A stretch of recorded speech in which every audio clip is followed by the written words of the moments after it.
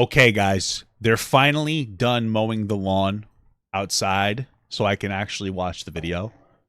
But thank you for you mowing the lawn. I paid them to do it. Like, they're good guys. They do a good job. It's just, you know, I'm a princess, and anytime I meet a slight inconvenience, I get frustrated. Oh, just kidding. Anyway, yeah. So there's a lot of people, I guess Moist Krugel, Abin Preach, and they are criticizing a clip that comes from the podcast, from the Whatever podcast. And I don't want to watch a 5-hour thing, but I also, you know, like enjoy long form content. So if you guys told me Melina, Destiny's wife, actually posted part of the conversation in it with this in there, because Destiny only has like the conversation about Andrew Tate on his. I guess he threw his wife a bone. You know, God bless. Gobbles. Peace be with you. And also with you. And so we're just going to kind of react to the full thing. And, you know, link in the description if you want to go watch that instead of mine. But if you do that, then you stink. So let's go. Wait, hold on. Do you think the dancing is... What about if they get married, they have a kid, and then the wife starts cheating? Do you think they should divorce? Absolutely. As far as... What was that? We'll get. This is just a. We'll see. Feminism right now. Do we kick her off? I think they're a perfect representation. We could. Because they're like white. Why? Stupid, so Whoa, that's not always true. Yeah. Well, same with OnlyFans. Whoa. That's going to be Yeah, I know. Same with OnlyFans. That's my whole point. Can you just leave? Please leave. This is hype. Welcome to the Whatever Dating Talk podcast. Thanks for tuning in tonight. You could have been anywhere in the world, but you're here with me. I appreciate that. Well, you know what's interesting about tuning into the podcast? They still could be anywhere in the world because they're not actually there. It's a podcast online, and that's the beauty of innovation. Right. Besides, most people probably watch the Whatever podcast the way my wife watches movies, with her phone in her hand and TikTok on. So, you know, it's more of, that's why it's a good name. It's interesting the way that people do that. Kind of hard to watch good shows like Breaking Bad with my wife when she's like, "What happened?" Look at the other screen. Reprogram your brain by actually watching TV, which back in the day we used to think was brain rot, and it is. But comparatively, TikTok is much worse. So do what most people do and only go on TikTok when you're pooping. Please tell us your name, age, and occupation. Go ahead. I'm Melina, known as Melina on social media as well. Melina Jorensen. I do Twitch. I'm 24, and I'm married to this. My wife, Destiny.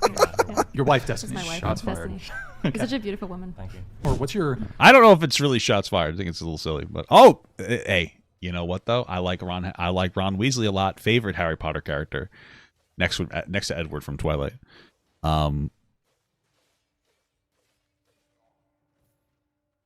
Okay. Current relationship status? Are you single? Are you in the talking phase? Relationship, engaged, married, whatever, maybe situationship? Go ahead. I say Tom C. super chatted $1.99. Let me rub your bald head. What's up with PKA Kyle? I don't know, man. It's a weird guy. Relationship / married, I guess, depending on the day. No, yeah, we're married. We've been together for like probably about 4.5 years. Mm-hmm. Okay. Cool. Yeah, I guess the same. Same. Yeah. Same. Okay. How long was it? You said 3.5? About 4.5 years. Oh, we've four been and a half. Years. Excuse Been married me. for 1.5 years now. Yeah. It's crazy. And married Wow. for 1.5. Yeah. Okay. Gobbles. It's Gobbles. Fair enough. Are you open to having a relationship? Yeah, of course. With Fresh. With Fresh? With Fresh? Who If you... isn't? Myron or Fresh, which one? Jesus. Married or Fresh? Oh my God.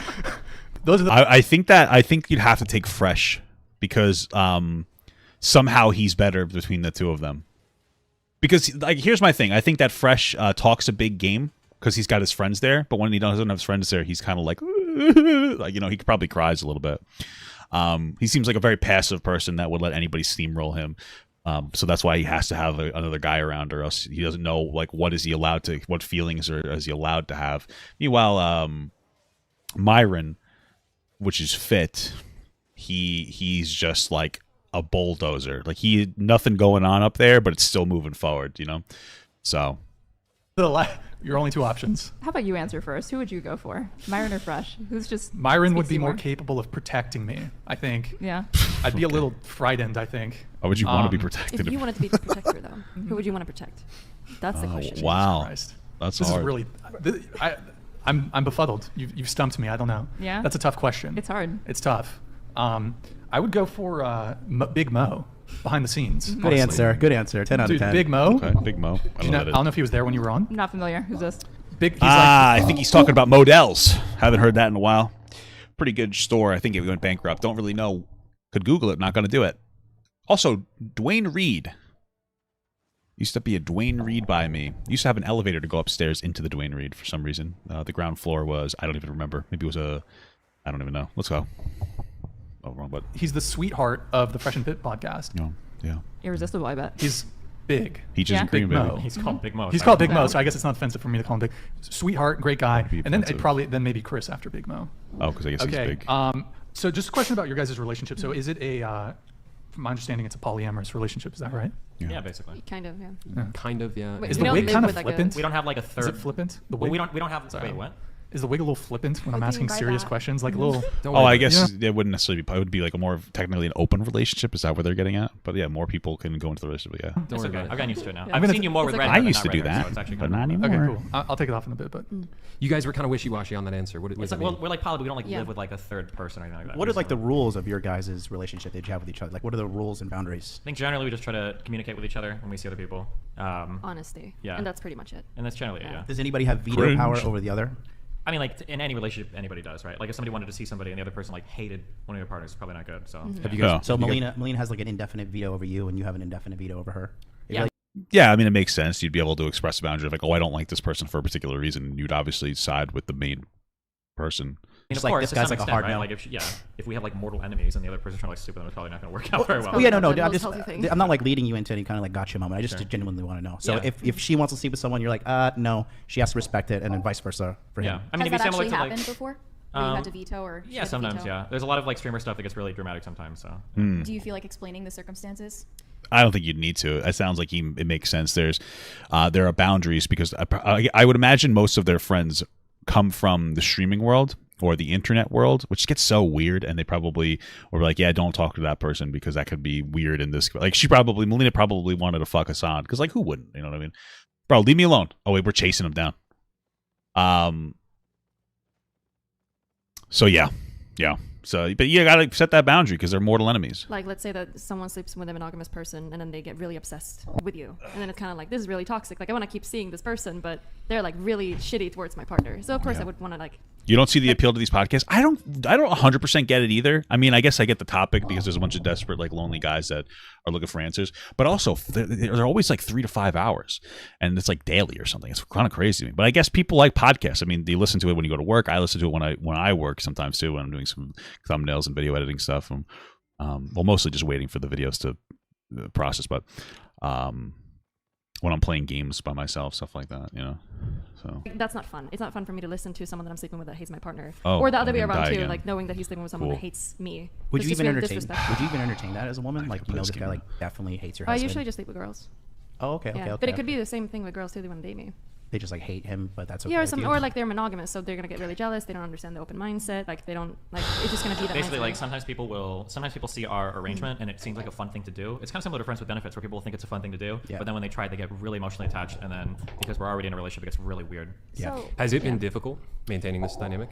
I mean, in we a run way, into a lot of crazy yeah. people, but it's or also a lot like of fun things too. get So I crazy. mean, yeah. so how are You're you? probably not attracting the most sane people in the first place. I by try to go for advertising people that. that why? Because they're in an open relationship, I guess.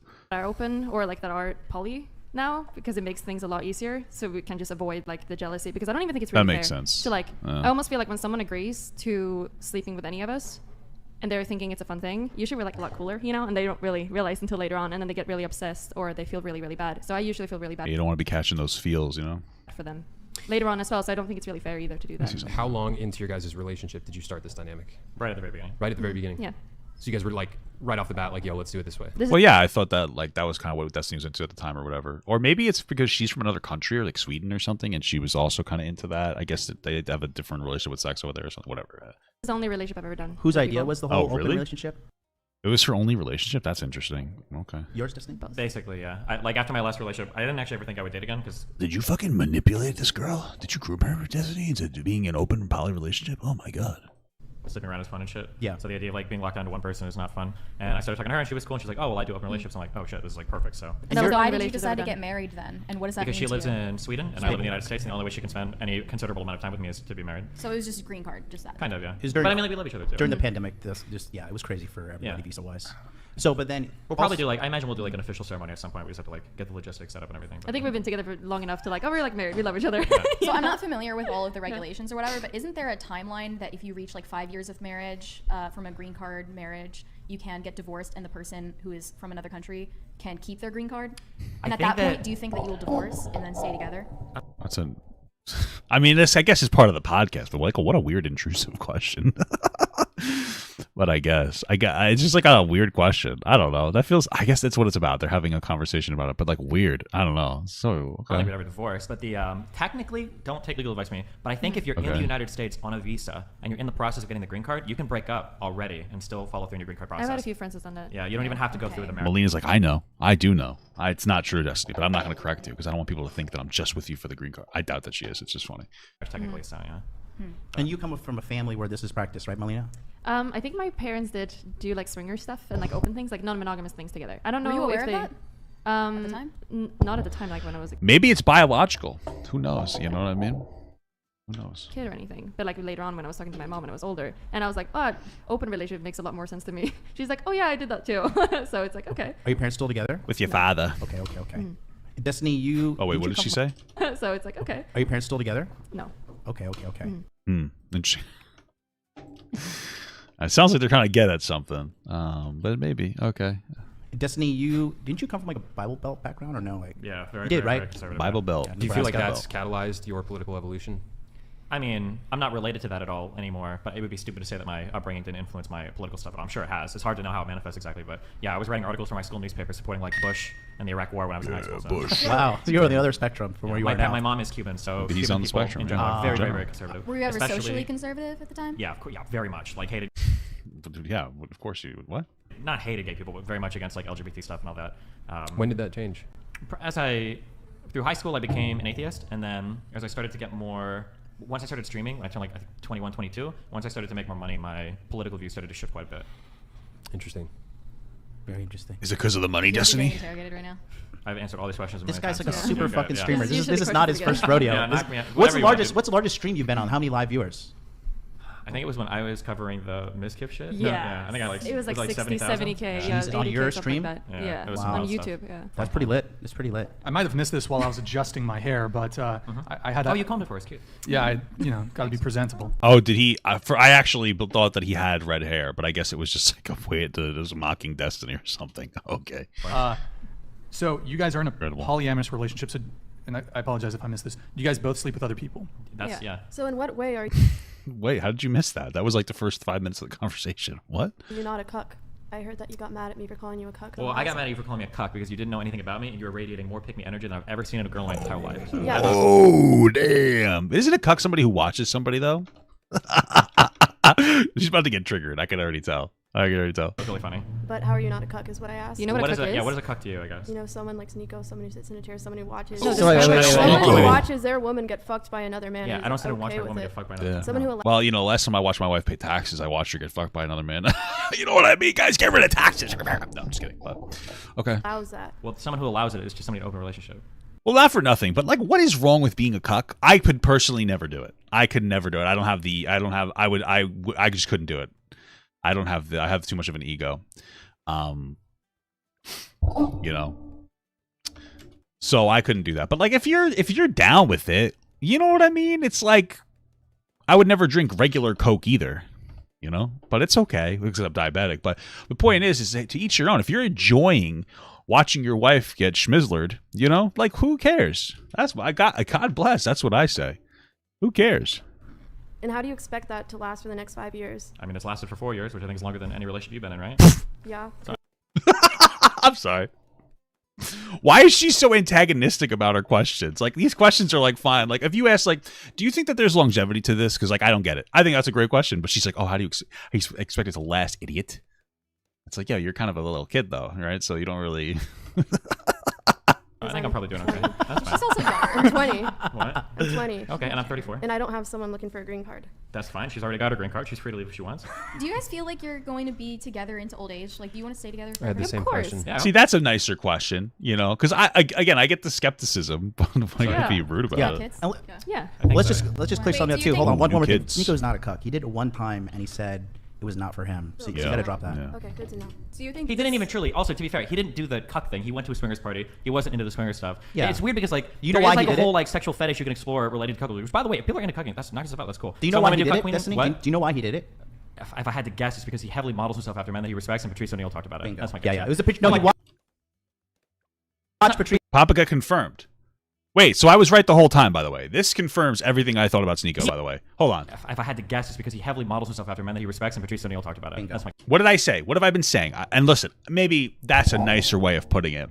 But what I said is, I don't think that Sneeko has like any moral center, and he just copies what people he looks up to thinks. I've been saying that for like months now. That like Sneeko's content, people are like, oh, he used to be so deep, and it's just like I feel like he was copying somebody else, and he probably was in some capacity. And now and then he started liking somebody else, and then he just copies what they're doing, and then he likes somebody else, he just copies what they're doing. You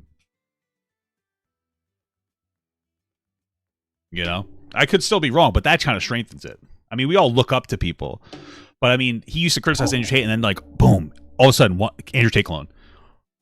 You know, so I feel like that's where he got some of his take. I don't know if it's from specifically Patrice O'Neal, but other maybe YouTubers that he felt like were, decent YouTubers, and he would just copy their takes and just regurgitate them himself. But since he was young, it seemed like he was really intelligent. But hey, I could be wrong. But I never am. I'm never wrong.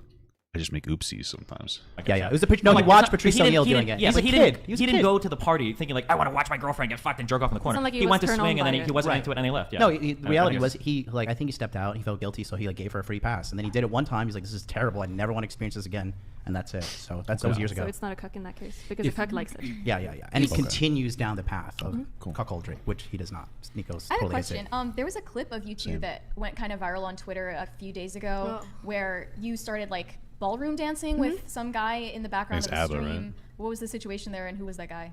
Yeah, there's a guy on YouTube called Abba from Abba and Preach, and I think he's trying to steal my girl from me.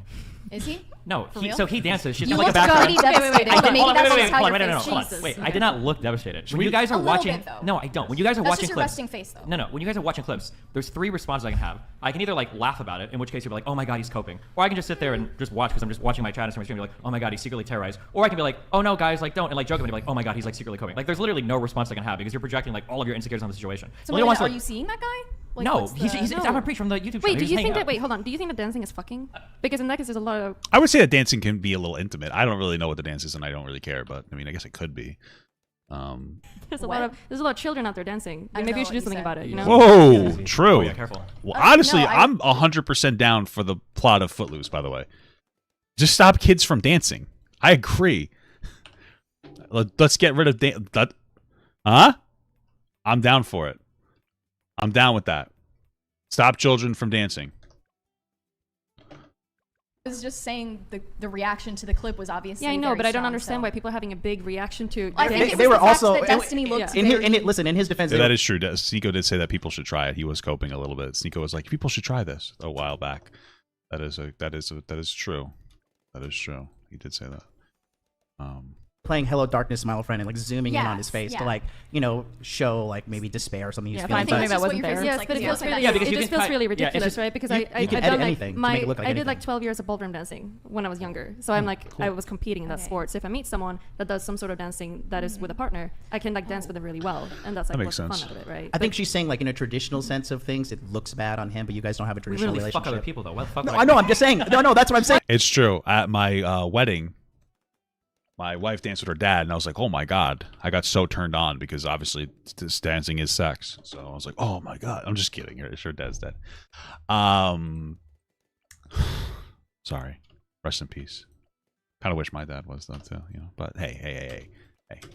He's just a bad guy. He basically is. I never really met him. Twice. 2 and 5. And I saw that Facebook message he sent to my mother like 3 years ago. Guy tried to fuck my mom again before reaching out to me. It's wild. You have to ask permission. I'm just kidding. You guys don't have from a traditional standpoint. No, is ballroom dancing really intimate? Is that what it was? Is ballroom dancing intimate? What is ballroom dancing? Partner dancing is intimate. Latin dances and even the ballroom dances are incredibly sexy. Oh, it is a very intimate dance. Let's see. Okay. I mean, either way, do your thing. Abba and Melina dancing. Let's see. You ever taken any dance classes? I used to compete in. We danced. All right, shut up. I don't care about the. Yeah. Right. Yeah. It's just weird.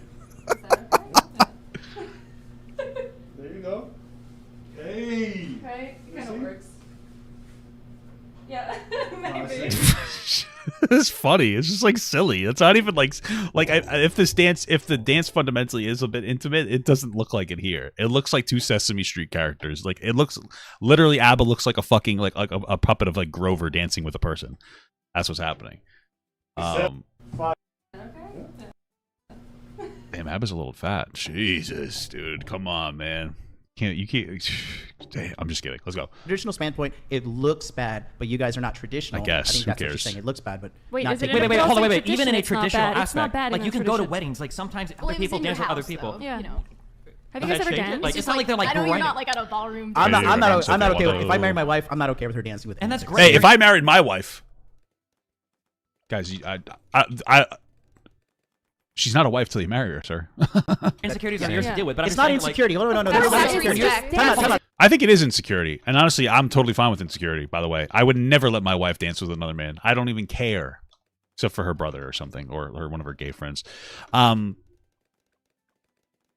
Because I'm a little like I think it's okay to be a little insecure. I just also think who cares? It's their relationship. You know? It's not an insecurity. It's just a boundary I have. It's not And that's insecurity. fine. Yeah, it's a boundary based off of an insecurity that somebody might like have an intimate dance with your partner and they might fall in love with them because that's why you want to prevent that. And that's I think it's perfectly reasonable to have that boundary, but it's based on an insecurity. There's nothing wrong with that. Who cares? Like whatever. But it's not just not a boundary. insecurity. It's you saying that like It's in a respect. traditional relationship this wouldn't be okay. Plenty of people dance with other people. It's not a No. huge deal. Now if they were like fucking grinding on each other or some shit, that'd be different. But when they're going No, to like moves no, on like a no. ballroom dance thing, I think that if you got a huge problem with that, I think that's just more about So you. wait, why is my boundary all of a sudden limited and problem labeled wasn't as your It's not limited. I don't understand what this is one of the biggest insecurities of insecure people is that they're insecure but they can't admit that they're insecure.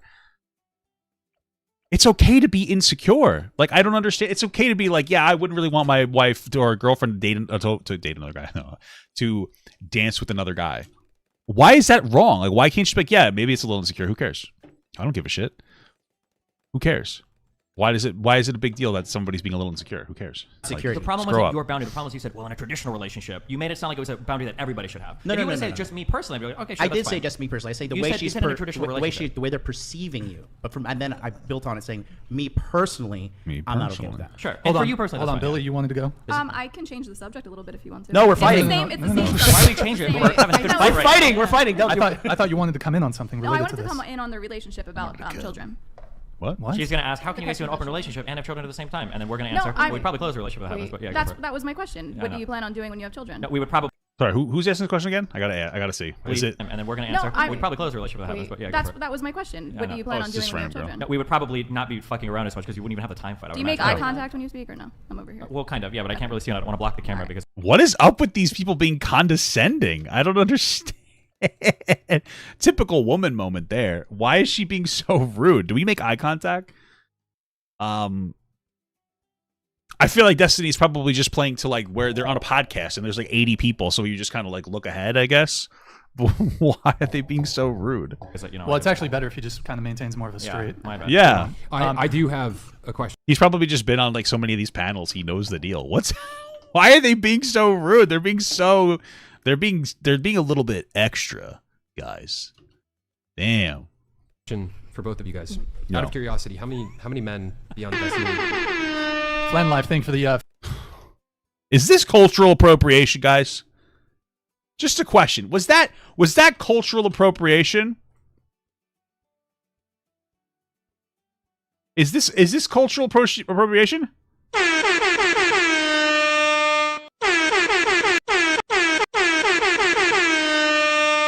I think that's cultural appropriation. We got to cancel these guys. Frankly. What are you doing? 50 gifted. We'll have to do the fit check later on in the show, guys. Thank you, man. Go ahead. Besides you guys Destiny, after. in your guys' relationship, if you feel comfortable answering, how many men have you been with? Like total? I actually don't really know. Usually it's just women. But if you had to estimate. Isn't it Destiny? I Is don't that remember. accurate that you tend I to don't look really up keep- I don't women really keep men and count she on tends how to many say more men. with No. women? Would you say? I Wait, looked up wait, guy hold my on, life. hold on. Would you say it's like 5, maybe 10? I'm not sure. I mean, it's like years ago, right? The last time you were with a guy besides I Destiny think in your so. It's relationship? probably a long time ago. Usually just women. Okay, how many women have you been with Based. besides her in your relationship? I don't think he keeps counting, but it's a don't lot of them. Okay, but like, come on, give me like a ballpark have no estimate idea. here. I don't It's a lot. Well, Destiny's that's fucking in these weird. YouTube No, it's streets, not. bro. Well, where I'm going with It's this. probably 10 times as many as mine. It's a decent amount. But Yeah, it's where are cringe you to going talk with about this? because I'm not here to like fucking jerk off over like fucking. I understand. Sure. Where I was going with that is like when was the last time you were with a guy besides Destiny? I don't remember. A year ago, 2 years ago, 3 I'm years not ago? really Probably that within a into year, men, I you know, think, right? something like that. About a year ago? Okay. I think within, yeah. Oh shit. When that happened, like, did you feel comfortable with it based on the amount Yeah, of generally, communication? this is the way that I approach it. If I'm gonna hook up with somebody, it's kind of weird if your partner is out like fucking somebody or hanging out with somebody in like a semi-romantic way, and then your partner's just like at home doing anything, like nothing. So Right. usually, if I'm going out doing something, hopefully she's got like similar plans, and then vice versa. If she's got plans, then I've got plans. So no, we don't usually feel bad about it because we're doing something together generally. So it doesn't create insecurity for you guys at all? I mean, You're as much insecurity as like secure? any like normal relationship. Like there might be times. The only time I think that insecurity comes creeping in is if there are other problems in the relationship. So for instance, like if we're fighting a lot and then somebody tries to like hook up with somebody, then like that might cause people to feel a little bit weird. But like otherwise, no, it's just neither of us care that much about it. If we did, we wouldn't. That makes sense. I get that because it feels almost like a retaliation. And if you're fighting, that's probably not the time to sleep with somebody else in that context because like you have a wound in your relationship, and by not prioritizing that wound healing, that comes off as like shitty. So I get that. That makes sense to me. Sure. Have an open relationship. I mean, I get turned on by it, so. You get turned on by him hooking Yeah. up with other chicks? Yeah. So you're a cuck. Cuck Yes. queen. Yeah, I like that. Cuck queen? Is Yeah, that- I guess cuck that's a queen. term. It's a term. Exactly. Like, I can't Weird. imagine being in a Interesting. situation where, you know, my girl was hooking up with another guy and it wouldn't drive me insane. And so, you know, if it doesn't drive them insane, I'm Why curious. were you like, curious is about that? the number of men? Just because it's an interesting It question. gotta come from somewhere. It's an You gotta interesting be a little question. bit more creative It's in an this. interesting. Well, he said he wanted to go somewhere with it, and then he's not going anywhere with it. I'm actually curious what he was the point of it. Was it too? I'm like genuinely, maybe he had like a point to make. Whatever. I'm curious about it.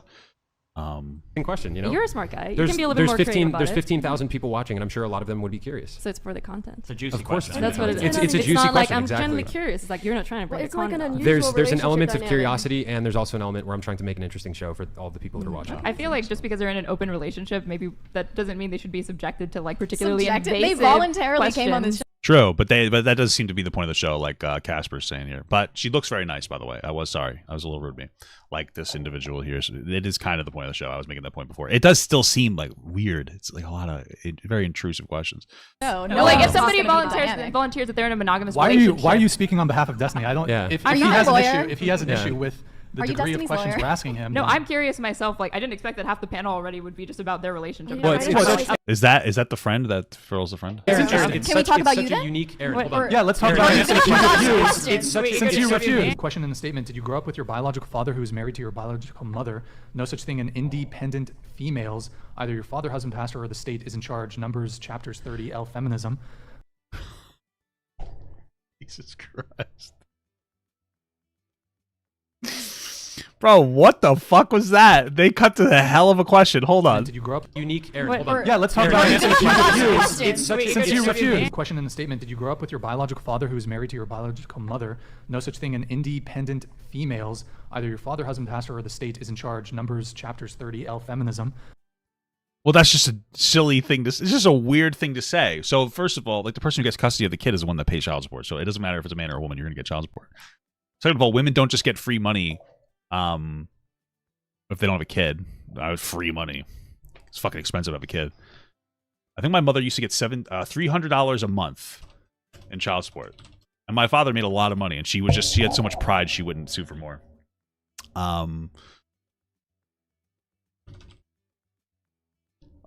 And children, I think the last time I checked, it might have been either 12 or 17. Okay, it looks like it's about $13,000 is how much a child costs per year. So $300. I don't know what the average child support payment is. I think my mom got like $300 but average child support payment. America, USA. We'll just say USA. For $430 a month, which is $5,150 a year, which is about 40% of how much it costs to raise a kid.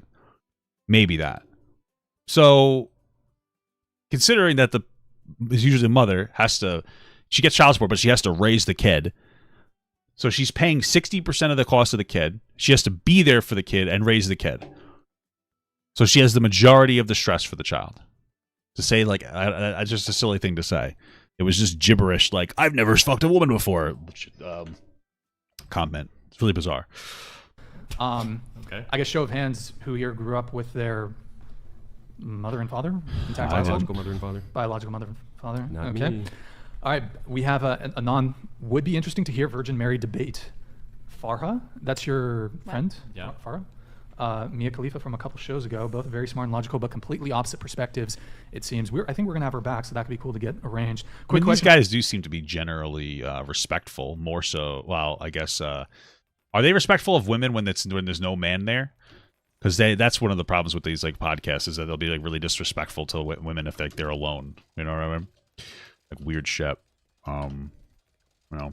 On Farah, I asked her if she was interested in you. That's so creepy. Why? What the fuck? Why is that creepy? I'm just saying. I'm trying to be your wingman, Destiny. That's really weird. I'll answer that question if you tell me of you two. Who would be the top or bottom? Yo, what the fuck? I'm actually gonna imagine it, or if I'm okay with doing that. Yeah. Sounds great. I don't consent. Yeah, but you've been imagining a lot of it. Some of you. How is him asking that creepy when you've literally been graphically explaining like gay sex, like oh come this that. Because you guys are the ones asking the questions. I know, but like how is that? I don't think it's creepy. It just feels like juvenile and childish to be like, oh, it's you. Wait, I want to hear about your first time. Yeah. My first time. Yeah, I really want to imagine it. And like how old I want to hear a trauma dump on this one. It's actually. I'll tell you after the show because it's kind of funny, but I don't. It seems like a complete like edited breakdown of the full podcast, which works for me because I'm not watching 5.5 hours of like fucking dribble. Yeah, I want to hear right now. The audience wants to I'll hear just about say, look, I was 17 and it was good. It was good. It's nothing too crazy. Nothing too freaky. My first sexual experiences with a girl, I couldn't come because I was so nervous, and I had told her I'd already slept with somebody before, which made me even more nervous. And then it was horrible. What a terrible experience. So I don't want the details of your first time. I'm just simply asking if you're a virgin or not. You're just simply asking that? The answer is clearly no. Very simple Clearly question. no. Clearly very no. simple answer. Is it so clear? So, I mean, okay. If it's so clear, why do you guys like? Some guy made her like this, so like it's clearly. Have you had sex? Which That's a better chromosome question. are you missing? Here's a better question. Who hurt you? I don't know. Have you had sex? Bro, this chick's like, What actually, is sex, I want to drop the though? R word so fucking bad. I think anyone Why? here who's had sex, it's not like a shameful thing to admit you've had. why is it a big deal that she just doesn't want to disclose her personal life? I don't understand. I mean, I guess it's cut up, so maybe there was some context there. But like, what's wrong with setting the boundary that you don't want to talk about it? Like, I talk about it all the time, too much. I give personal details all the time. I don't really care. But like, if somebody doesn't, what's the issue with that? Why does that matter? Sex. And it's know also what, not a Ryan, shame. I can tell you. Hold on, I can tell you what the shame is. It's not a Ryan. shameful thing if you're a virgin either. So I don't understand. Here's what it is. She's already revealed that she's never been on a date. So if she has in fact had sex, that means that she had sex without going on a date, and there is an element of shame involved with that. And if she did have sex, she doesn't want to reveal it because she takes herself very seriously. Because of patriarchy. Well, what's your definition of a date? Definition of a date? Yes. We're actually. Well, intersectionality says this about dates. I'm lied. They're not respectful. They seem to be very rude for some reason. For what I don't understand why.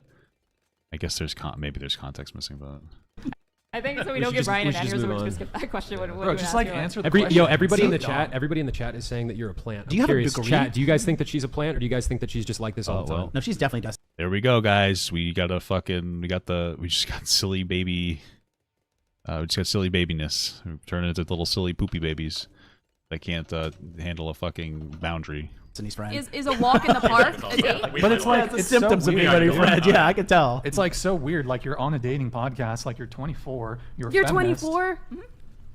Aaron, here's what I want to know. Why did you come on tonight? What was your It's intention? like bad faith. That's Yeah, what what I'm was your upset about. intention? It's not necessarily that I don't get to know the answer. It's just really bad faith that you're playing this fucking game do you- when you requested to be on the show. Do you think I you're have being a a good? question. Do you think you're being Will you a guys good believe what you representative? said, Hold on. right? Do you think you're being a good representative of feminism Yo, right do now? we kick her off? I think Do they're we just perfect fucking- representation. We could. wait, What's the context here? Why are they kicking her off? I don't know the specifics. It seems like they really cut out a lot. Before I we ask a do, question? no, hold on. You can. Hold on. What was your intention in coming on tonight? Be Let's have a insufferable. lovely discussion with you fine people about dating talk in So the 21st clearly century. that's a lie. Are you going to continue in bad faith? I don't know. What makes her bad faith? Is it because she won't answer the question? Dude, probably just oh, got oh my god. Aaron didn't want to answer the virginity question, so who cares? If that is it, because we don't really know because they edited it. Then like who cares? Just accept the boundary. Who cares? Oh my god. At this Right, point, we I probably know. just kick her I off because was honestly, having a like, question.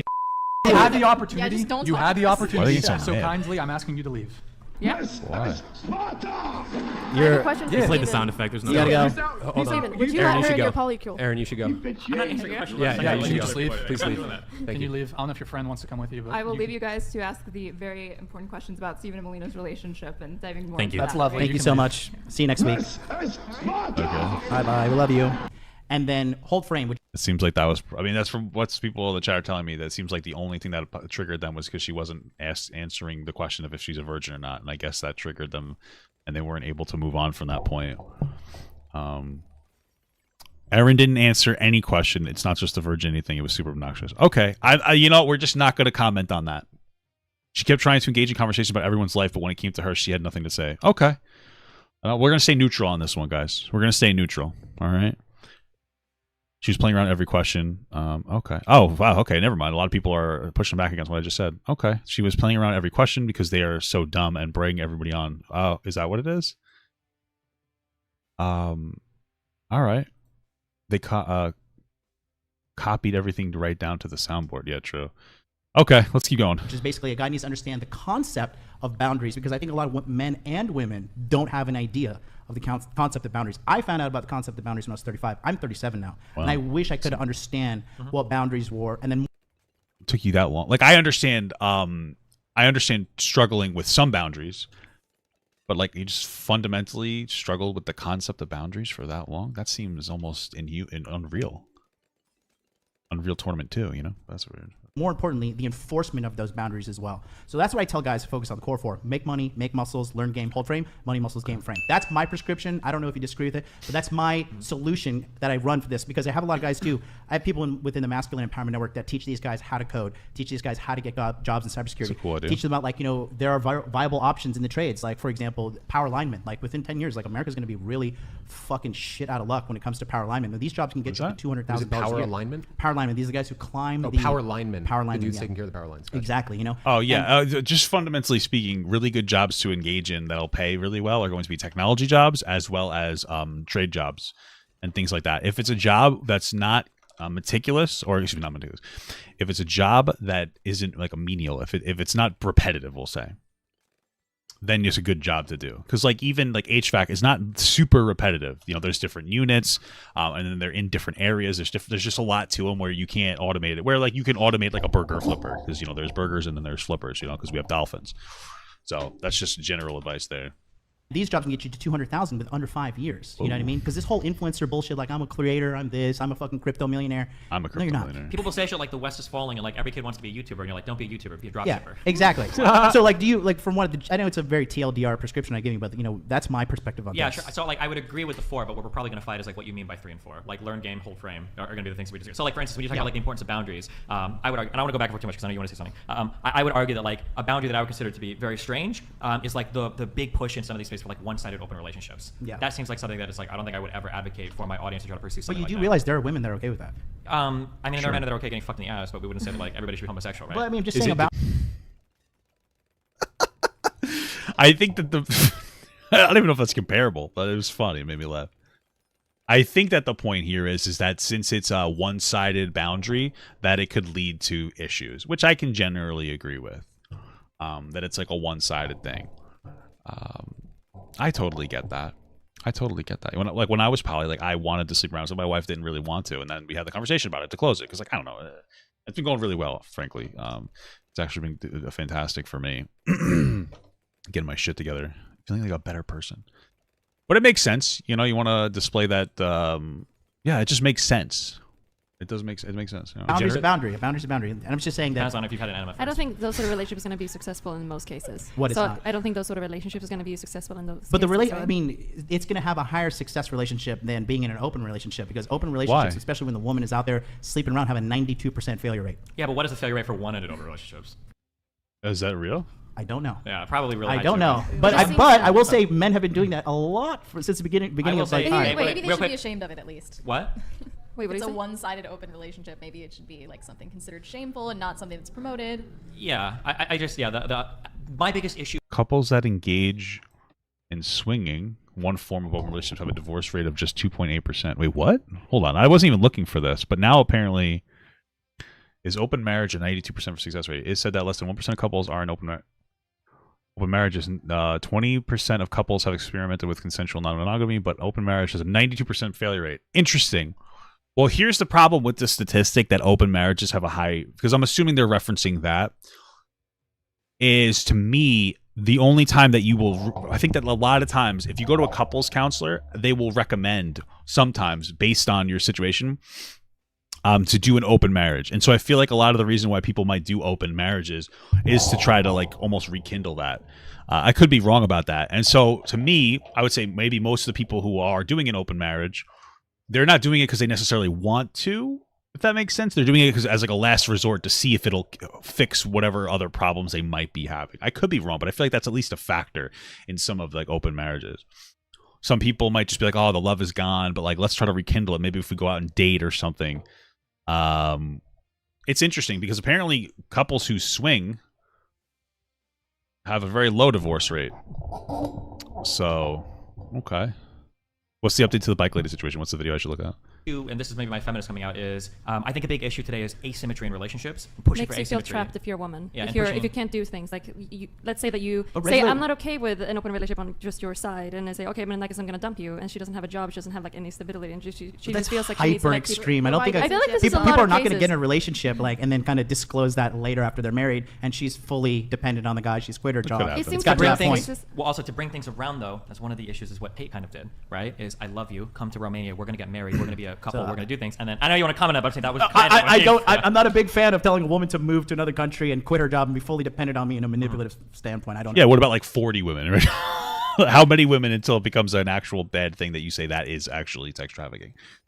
The engaging in the lover boy method. Do that. I just wanted to say, like, I'm not trying to be a pick-me, but I'm just saying that as a woman, I do want to support a man no matter what, like no matter what he Those are the words that somebody says before they're going to say something that would pick me would say though. chooses to do, whether it be dropshipping, as unsuccessful as he might be. I want to be there every step of the way. However, I do think that people should also, like women themselves, should try to get jobs to help support the family, to help support everyone sure, else. yeah. Because you don't want to end up like you're saying, like how Tate is just bringing women in and then like he just dumps them and then they have nothing else to do. But a lot of these men kind of want to have like a wife at home with kids that's taking care of the kids like full time. Yeah, but at the same there's time, like no space to have a job. At the same time, taking care of the kids and taking in the man does involve trying to find financial stuff for yourself, trying to fund it, trying to like make, sure. you know, money, Yeah, make a I'm living. for it. I think That's there a should be part of like it. equal Which like, when it you comes to can work and stuff. John, go. Thank you, Walking. Mike Davis. Destiny, can you Destiny read is the this? type to pull his pants all the way down at the urinal. Brian, you should be ashamed to give this beta cuck a platform. Instead of hopping podcast is what I'm going to say. Instead of hopping podcast to podcast, have him hop in the ring with me. I kick his ass so bad his quote-unquote girl will have to identify him. By the way, this is Mike Davis. Yeah. That's literally. Why do they have a picture of Mike Davis? Who the fuck's Mike Davis? Is he real? Is this a real He looks thing? like the kind of guy that wouldn't be interested in Melina because she's about 14 years too old for him. What the fuck? Oh my god, what the fuck? Hey, Shots fired. Wow, Mike Davis, shots fired. Why would you say that? Is there some kind of allegation? Also, Stephen, we already say you can't be. Or is he one of those guys like Glenn Cameron who says that it doesn't matter how old they are, it's more about like what they look like. Do they look old enough, you know? Reading those comments because these guys are jerking off at the same I time. like while it. you're I like reading getting it. off Because on it. I know it's he like likes the it. sort of humiliation. Yeah, they're thing, edging you know? themselves, waiting for it to come up on screen, but that's not good. Mike Davis is a Good, please. long-term supporter of our show. That's and, good. Why is he such a cheap ass and he donates $99.99 instead of the full $100? That's a good question. Maybe if he's It's missing a Android penny or versus something. iPhone. Keep it moving. Mike Davis is a little blank on what that it is. FNF Talking Trash, and when they talk back, he threatens them in exposing, but never does. That's some whack-ish Mike. Do better. Damn. He's probably not Yo, in the chat anymore. Mike but- Davis. Mike Davis, he's- I'll fight you in place of Destiny. I will fight you in place of Destiny. Mike Davis, you got to fire back at KO on the essay. What did you want to add? Oh, I just wanted to say, like, as someone who does practice abstinence as a virgin, I do agree because it's helped me weed a lot of bad people out. Because, like, Oh, that's interesting. Okay. Yes. a lot of people have the wrong intentions when you first meet them, and they immediately want sex out of you. And That's when true. you do that, when you hook up with them, That's like true. the first few times you get with them, it's like they already see that you're. I mean, there's pros and cons to everything, though, right? I think that it's a if you're a woman or even a person, but like generally probably a woman, and you want to find somebody to be with in like a more long-term capacity instead of fucking around fuckboys, just have a third date policy, you know? Just wait, just like have like a third date policy. Just withhold it a little bit. Like, you know, be a little bit, it's not a bad idea. And if a guy's not even willing to get to the second date, then fuck him, right? And don't say you have a third date policy. Because if you put that end goal there of like, oh, 3 dates, he's like, okay, I'll wait 3 days. So then he's just gonna, like, he might just wait to the third date, fuck you, and then leave you. So if sex feels good, and it's a good thing to engage in before you get into a relationship, but there's nothing wrong with waiting a little bit. So. Because I would argue, I probably have huge disagreements here, but I would argue that like men that are hunting virgins, sometimes they're looking for people that they can exploit as well, right? Yes, certainly. Yeah, It I seems think like I a do super think it cringy is thing, good, and I would argue to some men's chagrin. I think that if you're a woman and you're looking for a serious relationship, how you treat sex has to be done in a very careful way. Because if you're fucking a guy on the first date, it's really hard to figure out like who's serious and who's just like trying to play or whatever, right? Like I'll hear some guys say like, oh, this chick didn't want to fuck till the 5th or 6th date. I'm fucking out of there. And it's like, okay, well, you were never in her like dating pool anyway because that's not what she's looking for. So I think that having some reasonable access to sex is like, okay, if you're looking for something more serious, for sure. Destiny, you should probably build on that too, on like how guys looking for conservative, decent women, these women are not going to give it up on the first, second, or third date. Yeah, but I don't think guys here are ever looking for conservative women. They're looking for hoes with low body counts. So you say guys. So I agree with you in the red pill manosphere space. You are not. Here's the thing I'll give you, and I've come from religious communities. This is true, and I don't know who will disagree with here. There are some people that are on massive coke from like the Tate industry that disagree with this. If you are a guy and you've ran through 20, 30, 40 women, the types of conservative women that you talk about are never going to want to be with you. And I know that we have some disagreements on do women care about body count, blah blah blah. If you're looking for a conservative woman, she's not going to be with a guy that wanted to be a fuckboy throughout all his 20s. It's not going to happen. That's true. Yeah, I mean they might be okay with a few bodies, but like not if you were like, yeah, I was just fucking around to fuck around. You know. But I think it would be so. I'll push back slightly on that. The bike lady updated a video from the sister. What can you link it to me? Do you have it in there? Saying that, I think it would be a larger disqualifier for a man looking at a woman who has a large body count than a woman looking at a man who has a large body count. Sure, maybe. Who cares? Like, okay. Certainly. I don't know. I think it really. One thing, Destiny, we have your girlfriend in the chat. Thank you. Is she wearing glasses with no lenses on? That's the most important question right now. Pseudo-intellectual. I want to add something on Nev to what you were saying. If this is my advice to all marriage-minded women out there, okay, to your point, if you're a woman and you want to get married and you want to find a guy who wants to marry you, who you will have a good marriage with, one of the best things that a young woman in your shoes can do is tell the guy, yeah, I'm going to wait until marriage to have sex. Because a guy who's truly interested in you for who you are, I think it's and bad who loves advice. you as a person and wants to spend the rest of their life with you, and you want to find marriage-minded women. Add something on Nev to what you were saying. If this is my advice to all marriage-minded women out there. Okay? No, this is bad advice to marriage-minded women. You're gonna find it very difficult to find a partner. That's insane. If you want to wait until marriage or whatever, that's awesome. Like you do you, whatever you want to do. But if you're just marriage-minded, like that, it's not gonna work out. I'm just letting you know. Like that's way too much, especially if you don't want to do that. You're just depriving yourself. I think for a lot of people, sex is something that they like to engage in before they get into a relationship. So they kind of can feel the person out and know what they're about and whatnot. And I don't think that there's anything wrong with that at all. So I would just recommend not waiting that long. Withhold for a little bit, of course. It's not a bad idea at all. But that long, it just seems like too much. It seems like way too much. So you as a person and wants to spend the rest of their life with you, they're going to be cool with waiting until marriage to have sex. Now, there's going to be some guys out there. That are like, hey, I want to test drive the vehicle before I purchase it. Right? That's a really negative way to say it. It's intentionally so. Yeah, I know, but like, sex is a really important part of a relationship. It would fucking suck to marry somebody and then realize you guys are totally sexually incompatible. But there's also ways to go about having that conversation before actually getting married. Yeah, but if you're both absent, you can't really know. You don't even really know what you. If you're both absent, you're not really having. I mean, look. Yeah, if you're both absent, and especially if you're both virgins, then you're not even going to know what kind of sex you like until you have sex. So this is kind of weird advice. It's just bad advice. It's too extreme. Like wait a little bit for sure, but like to just not do it is extreme. I'm gonna be honest. Like in the stage of my life where I'm at, where I'm looking for a wife, like I can tell speaking to a woman, having conversations with her, like there's an energy exchange. You absolutely cannot tell if you're bisexual about it. First of all, it doesn't matter if he can or not because he's not a virgin, so he knows himself sexually. I still doubt what he's saying is authentic or true. I think that he just thinks he can do that. I think that he like feels some like type of way about himself. He thinks he's like the fucking top G. But like yeah, it's obviously.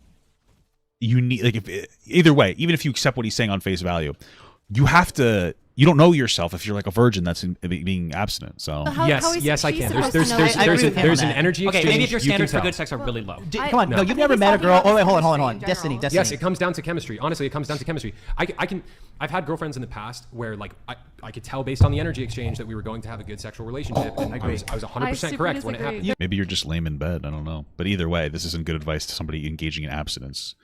So, you know. There are people that I've met that I've had like really like when we're hanging out like in public, really strong chemistry, and the sex was awful. Horrible. The worst I've ever had. Why should sexual chemistry define the entire relationship? I didn't say it doesn't have to, but for a lot of people it will.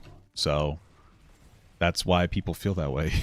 But there are things that can be like a necessary part, meaning it needs to be there, but it's not. I could see why they'd want that one girl to answer the virginity question now, because since that girl's a virgin, you know that like where she's coming from is like of a place where like she doesn't really understand what she's talking about. But how could she, right? Because she's never had sex before, so she doesn't really know. And that's fine. Just saying, like it is a pretty big deal for a lot of people, whether you want to admit it or not. A lot of people are very into that.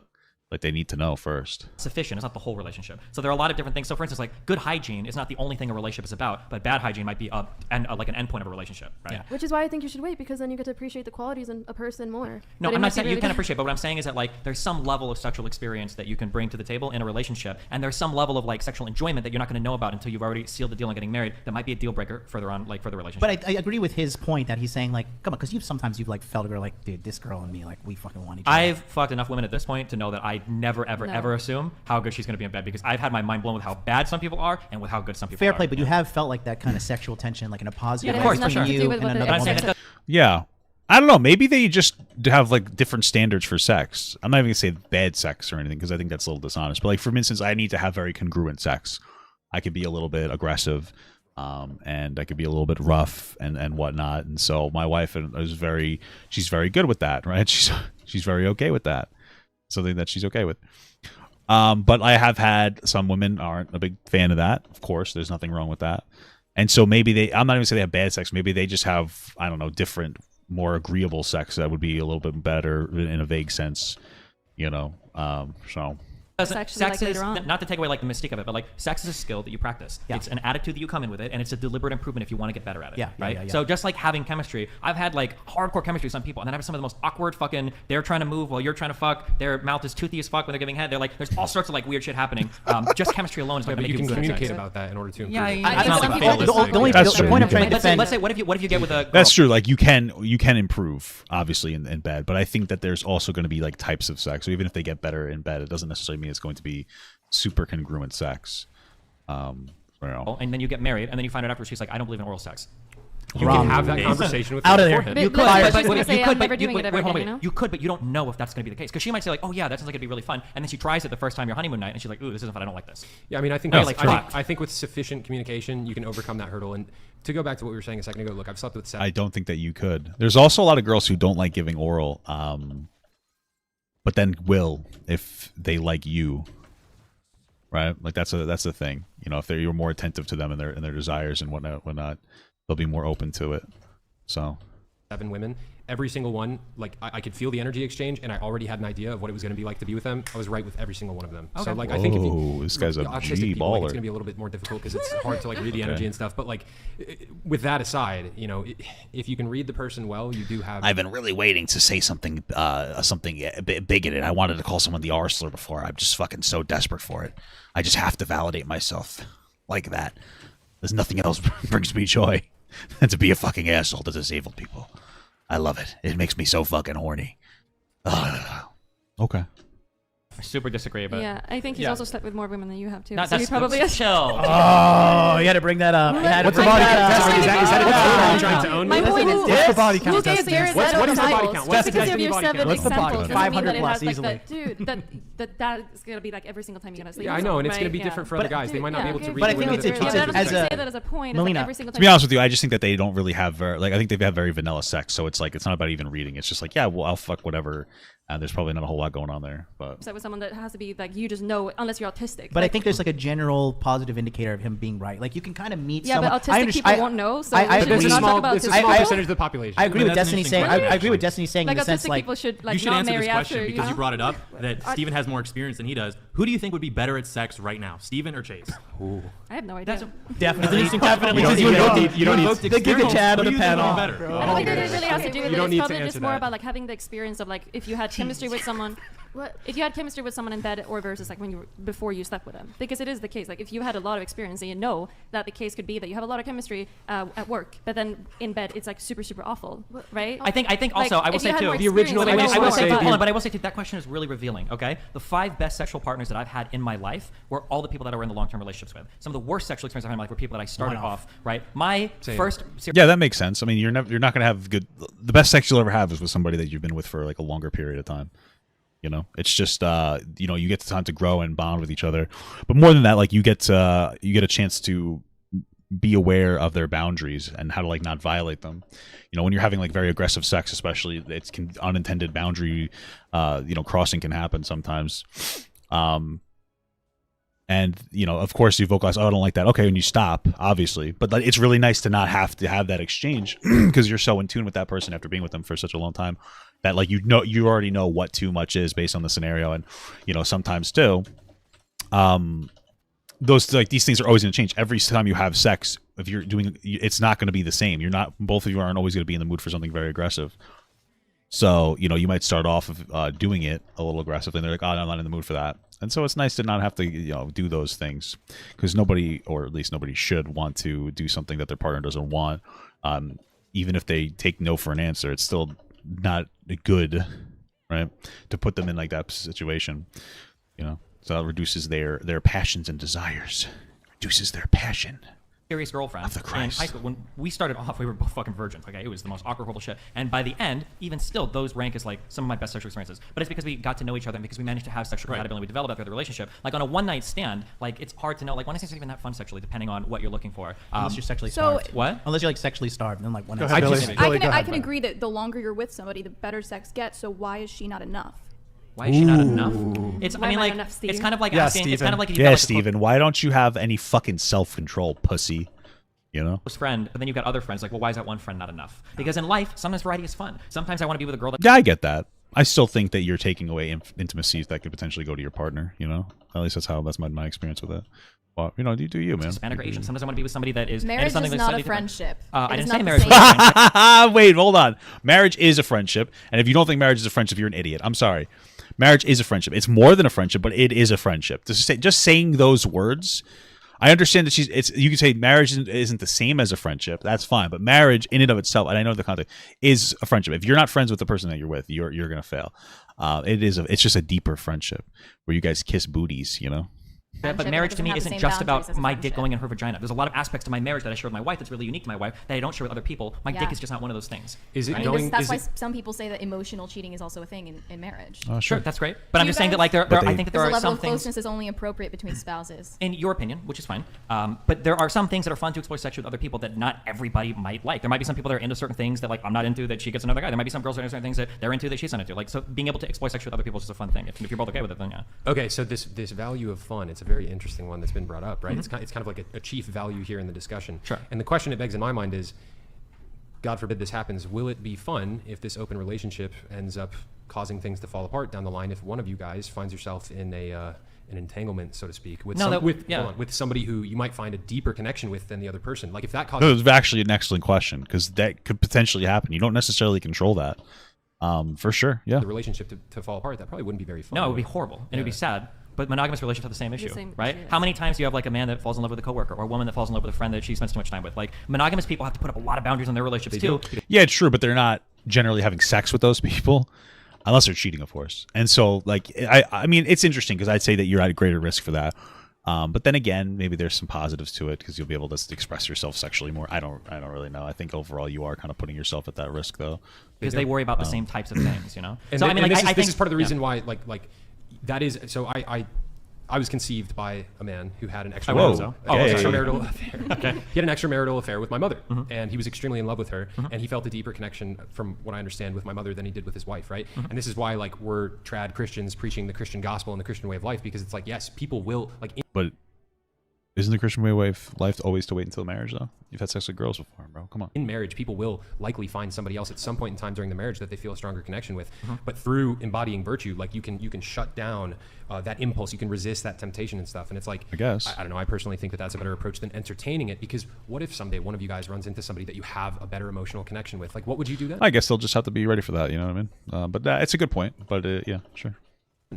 Again, I understand the question, but like monogamous people have this exact same problem. They do, what you rely on, with yeah, virtue. but the guardian, in my opinion, is the history that you've built together, right? There's or probably the virtue that you choose to embody. If that's how you want to do it. History. Yeah, but there's There's probably that still cheat, though. There's probably some woman out there that would be like a better match for me than Melina. There's probably some guy. Yeah. There's probably some guy out there that would be a better match for her than me. But we've got like 4.5 years up to now of history built together that we know. And like our lifestyle works really well. We match very, we want the same thing. I understand what he's saying, but the way of saying that way is weird to me, because I wouldn't think in a million years that there's anyone else except from there's nobody that could ever do that with my wife. Or there's nobody with me. You know what I mean? I'm very confident in that. So just the thought that like, yeah, there might be some other people, and I understand he's talking about history.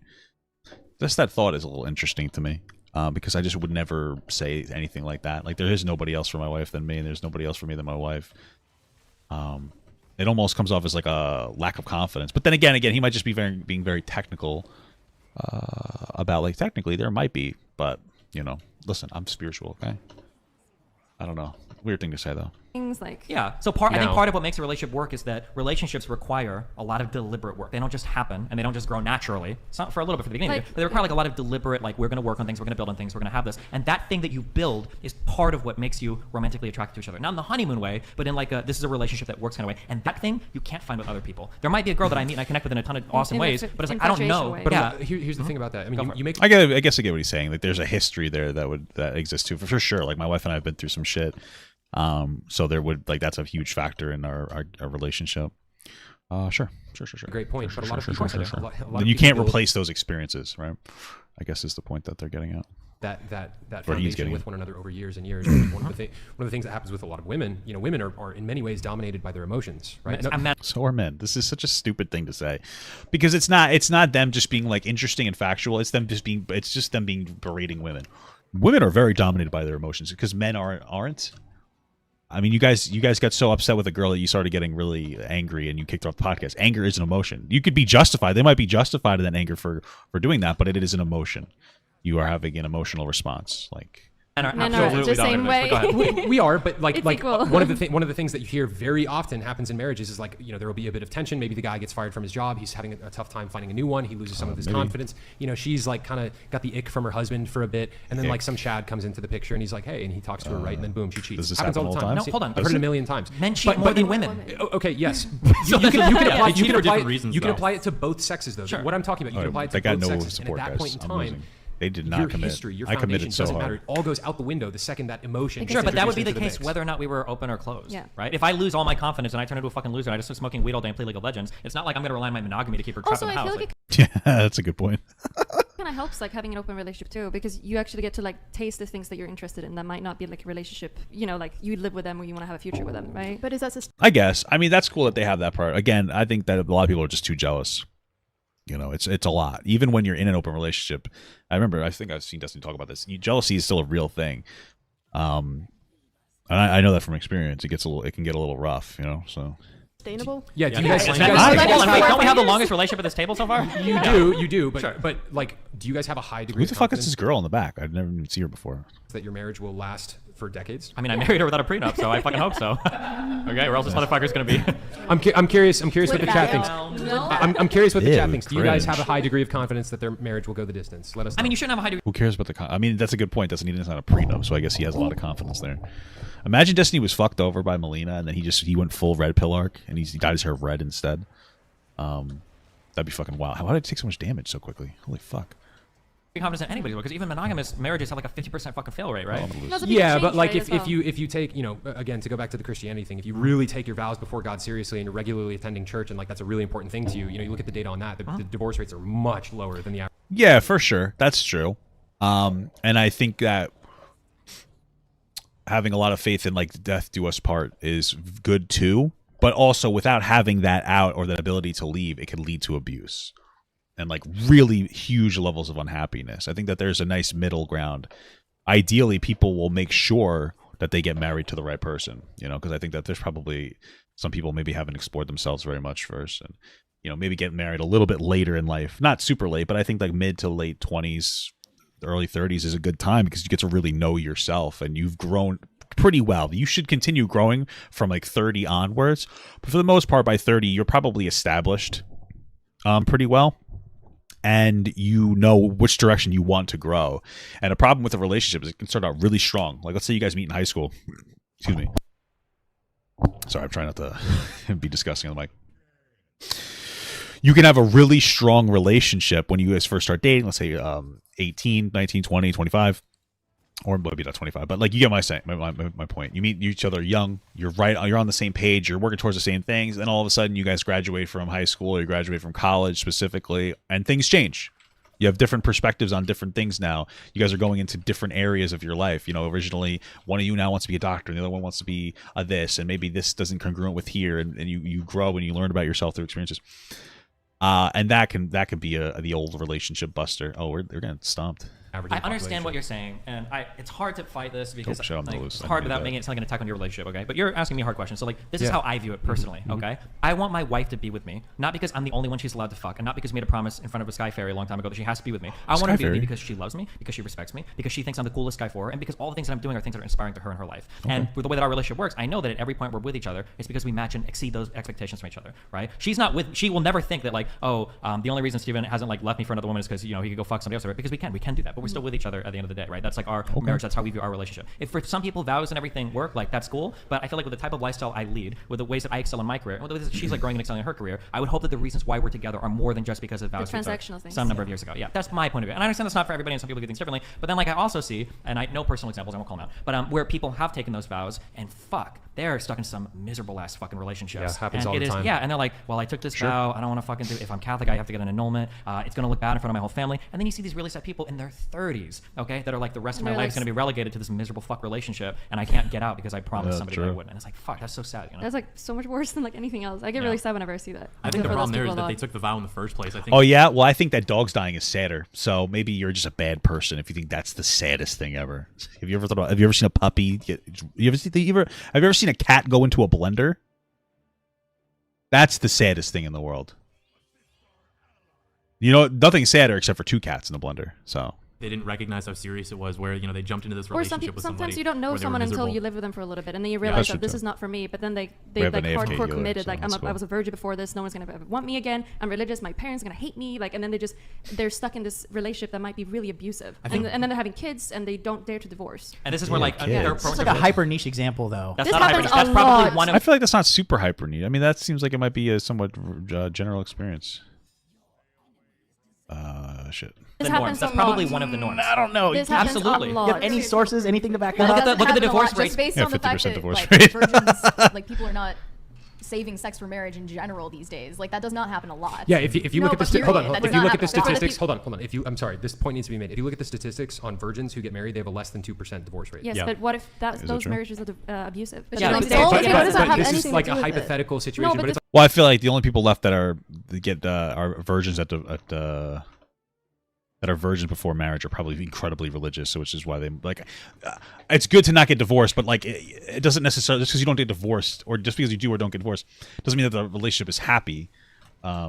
So that's interesting, I suppose. But what are the stats on how many of those marriages the reason why they're not abusive? divorcing is because I guess of you the wouldn't pressure know that because they would stay in the relationship, but they wouldn't come forward. That's an the culture assumption. that they come from. That is an assumption, but Yes. there's some percentage. I didn't bring That's that. good, actually. That's like good that pressure's on there. No, That's that's not not good. good. If it's abusive, Because shame is a good thing, and I think it could be. Abuse could has be, always sure. been considered grounds for divorce. Phys- Even. Yeah, one of the things with physical abuses. Physical one of the abuses. things but with like dudes are not Could be like mental lining abuse up as well, en right? masse to like beat their wives' asses. Like It's that's not- not that's not common. common. Like, It's but like not no, because the have to be general thing in abusive. America, is like these feminists think like guys are like, all right, listen here, wife, you better fucking make some great tuna casserole. I'm gonna beat your fucking ass. And it's just like, does it work? No. Oh, Mike Davis is back. Nobody work thinks like that that at all. that's like what abuse looks it's like, going right? to. Like I that's think like the Well, yeah, no, that's like too like literal. That's not how abuse would work. Abuse would work where somebody makes a decision and you get disproportionately angry and berate that person in a way that's like wrong, right? most like strawman stereotype form of abuse. Okay, right? You guys know what abuse looks like? Yeah. Yeah, I okay, do. let But me you guys let might me. get You don't into even, that. you don't even have to go as Bro. far as abusive. Okay, that's cool. Listening to Fresh's girlfriend. Hey guys. All right, we have Ryan the. Hold on, we got to see what the MLD. You can bark all. Who's MLD? MLD. You can bark all you want, but you know you don't want to smoke. I'm a whole different animal. I'd knock out every veneer. I want to see what else Mike says, but I can't read it with the thing there. Every veneer out, tooth by tooth. You got so much grease on you. Won't need Vaseline. I'll take you and Destiny together. And whoop y'all like your mom should have. You spend $200 just to have this interaction. Like, that's pathetic to me. I feel like women have some of the most harshest forms of accountability.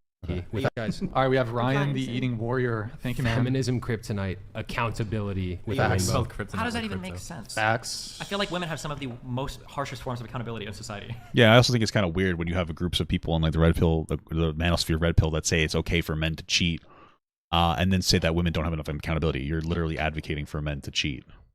And you know, it's really interesting. It's something to think about that I think is interesting. Is that you have there seems to be like an entire perspective, or not even just perspective. It's literally a movement, and it's the manosphere. It's the red pill movement that will say that it's okay to cheat on women and disrespect women. But you don't see this with gay men. and gay men cheat. I'm not saying gay men don't cheat. What I'm saying is that there's no ideology that's like you should be cheating. And so my wife brought this up to me the other day, and it was very interesting. I've been thinking on it a lot. It's like it seems like there is that part of this really is just like sexist. I know that sounds silly. I know we knew that already, but it's like this different opinion is literally designed to disrespect women. The gay men aren't like, oh yeah, fuck whoever you want, fuck you whoever you want. It's a good thing to men are just designed this way. They are men. And they would be designed the same way, but it's not a justifier there. It's only when it comes to being like against women. That's where it is. Like with being able to get out of pregnancies with abortion? Like being forced. Well, yeah, sure, but men get out of the pregnancy if they get an abortion too. You realize that, right? Like if a woman has the abortion, the man gets out of responsibility. If a woman doesn't have the abortion, then the man and woman both have a responsibility. They get the decision on that responsibility, of course, but they're also the ones carrying the baby.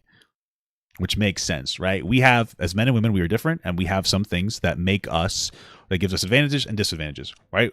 We always talk about how men are better at sports and they make more money because it's more entertaining because they're better. Absolutely. That's a male biological advantage towards being better at sports and more entertaining.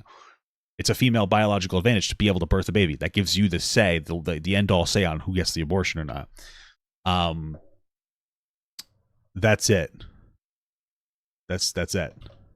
Forced to care for a kid for 18 years after you've had the child on the deck and just leave. I mean, dude, nobody's forcing them. They chose. I mean, I remember somebody's comment. The guy that left. I know, who's got more accountability. She chose that man as her partner. And the guy chose too. Why? See, that's like you're removing accountability from the man. It's just an unfortunate situation.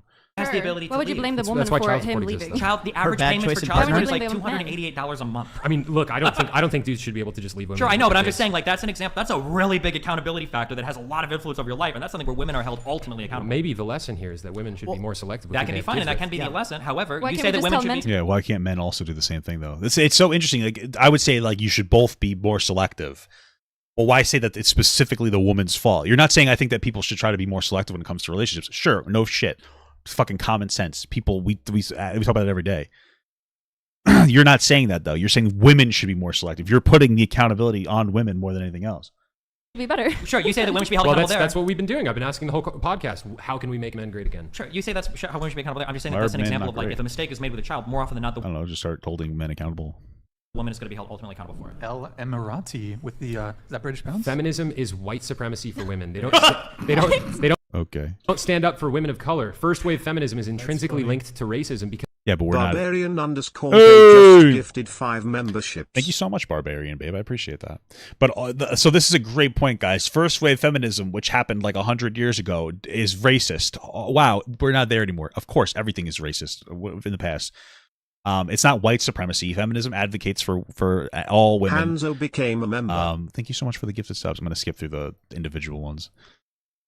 Feminism is still for black women as well. Black women, I guess, have unique issues as well. It's like intersectionality. It's a big conversation about different identities having different issues in different areas and whatnot, right? And that's a whole other conversation. First wave feminism, yeah, sexist. Racist for sure. Everything was. If that's changed, right? More and more every day. I guess I would ask, like, what way do you feel like feminism nowadays doesn't advocate for women of color? Would be the biggest question. It just sounds like a fucking like racist dunk. It's silly. Because they did not want black men or women to get the vote when they got it. The feminist is just a stupid AF girl pretending to be smart. You want to fire back at that? Seneca Falls Convention. I'm sorry. I can't find the Spike Lady sister thing. I don't know what else to say. I'm not a person who like tries to dunk on people. I just want to have like actual conversation. Fair enough. I don't know. Respect. Okay, Dr. Nablis, thank you for the super chat, man. From the general discussion, it's obvious that the destinies are oblivious to healthy boundaries. I.e., you mentioned that you run into toxic people when in reality, when in actuality you attract them. Do you really think that one of you won't become one of these toxic people?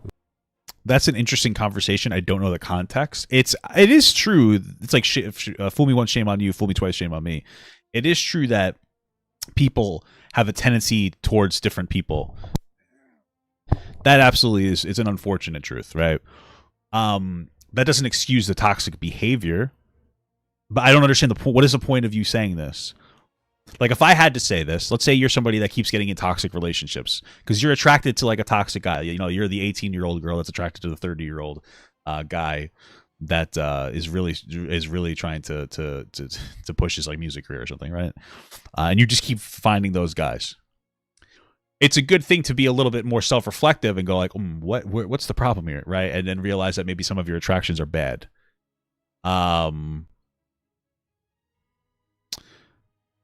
But what's the point of what is this person bringing up for?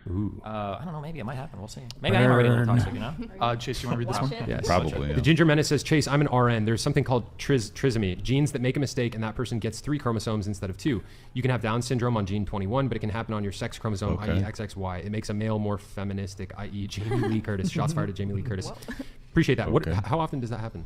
Trisomy is pretty rare, I'm pretty sure. Yeah. Like, what are we talking like? People in general are like 1% of the population as well, around there, I think. If Intersex that. is 1%. I think it's It's less less than than that. It's be like Probably less than 0.01%. But think that it's can like mean one. different things, and it very rarely means like mixed genitalia. Intersex is like 0.07%. People who say it's like 1.7%, that actually measures what you call intersex qualities, which are very vague and doesn't make somebody intersex. So yeah, it's very rare. Yeah. Sure. Yeah, the problem is intersex can be like anywhere from like 0.02% to like 2%, depending on how broad intersex is. But intersex is like a very like ill-defined thing, right? Okay. Yeah. Okay, we have Minnesota Liz here with the 200. Thank you, Minnesota Liz. Thanks, Minnesota Liz. Thanks, Minnesota Liz. Minnesota Liz with the 100. Why is he doing this weird accent when he says Minnesota Liz? Oh, he's trying to do like a Minnesota accent. Oh, okay. Personally, I like large sodas. You are giving her what she wants. She isn't answering on purpose. Yeah, this is from That's Wally. right. Attention But is bitch, all you she gone. wants. Feminists demonize natural masculinity in men and praise it in women. Demonize natural masculinity in men and praise it in women. I guess. I just don't think that that's true. I don't know. I mean, crazy TikTok feminists, sure, but we're so terminally online. Feminists demonize natural. People like will literally just watch like the most sensationalized fucking content, and they're like, "That's everybody. That's everybody." That's how everything works here. So femininity in women and praise it in men. Keyword demonize there, because a lot of people don't know that the feminist movement has origins in occult Satanism and Luciferianism. So it is wow, I doubt that that's true, but okay. quite demonic energy. Confirm or Have you deny, guys- Satanist. Real. I And- love. No. Have you guys thought Beelzebub worshiper. have you guys thought I've demonized men or women today? Yes. Yes. Men for sure. I'm joking. I don't Okay. know. So I feel like that's. I don't No. feel demonized by. I think she's making a general statement about feminism as a whole. Oh. Yeah. Well, it's funny because they've been demonizing women from what we've been seeing. They were just doing it before, saying women have no accountability on them. So the fact that women arguably have more accountability than men.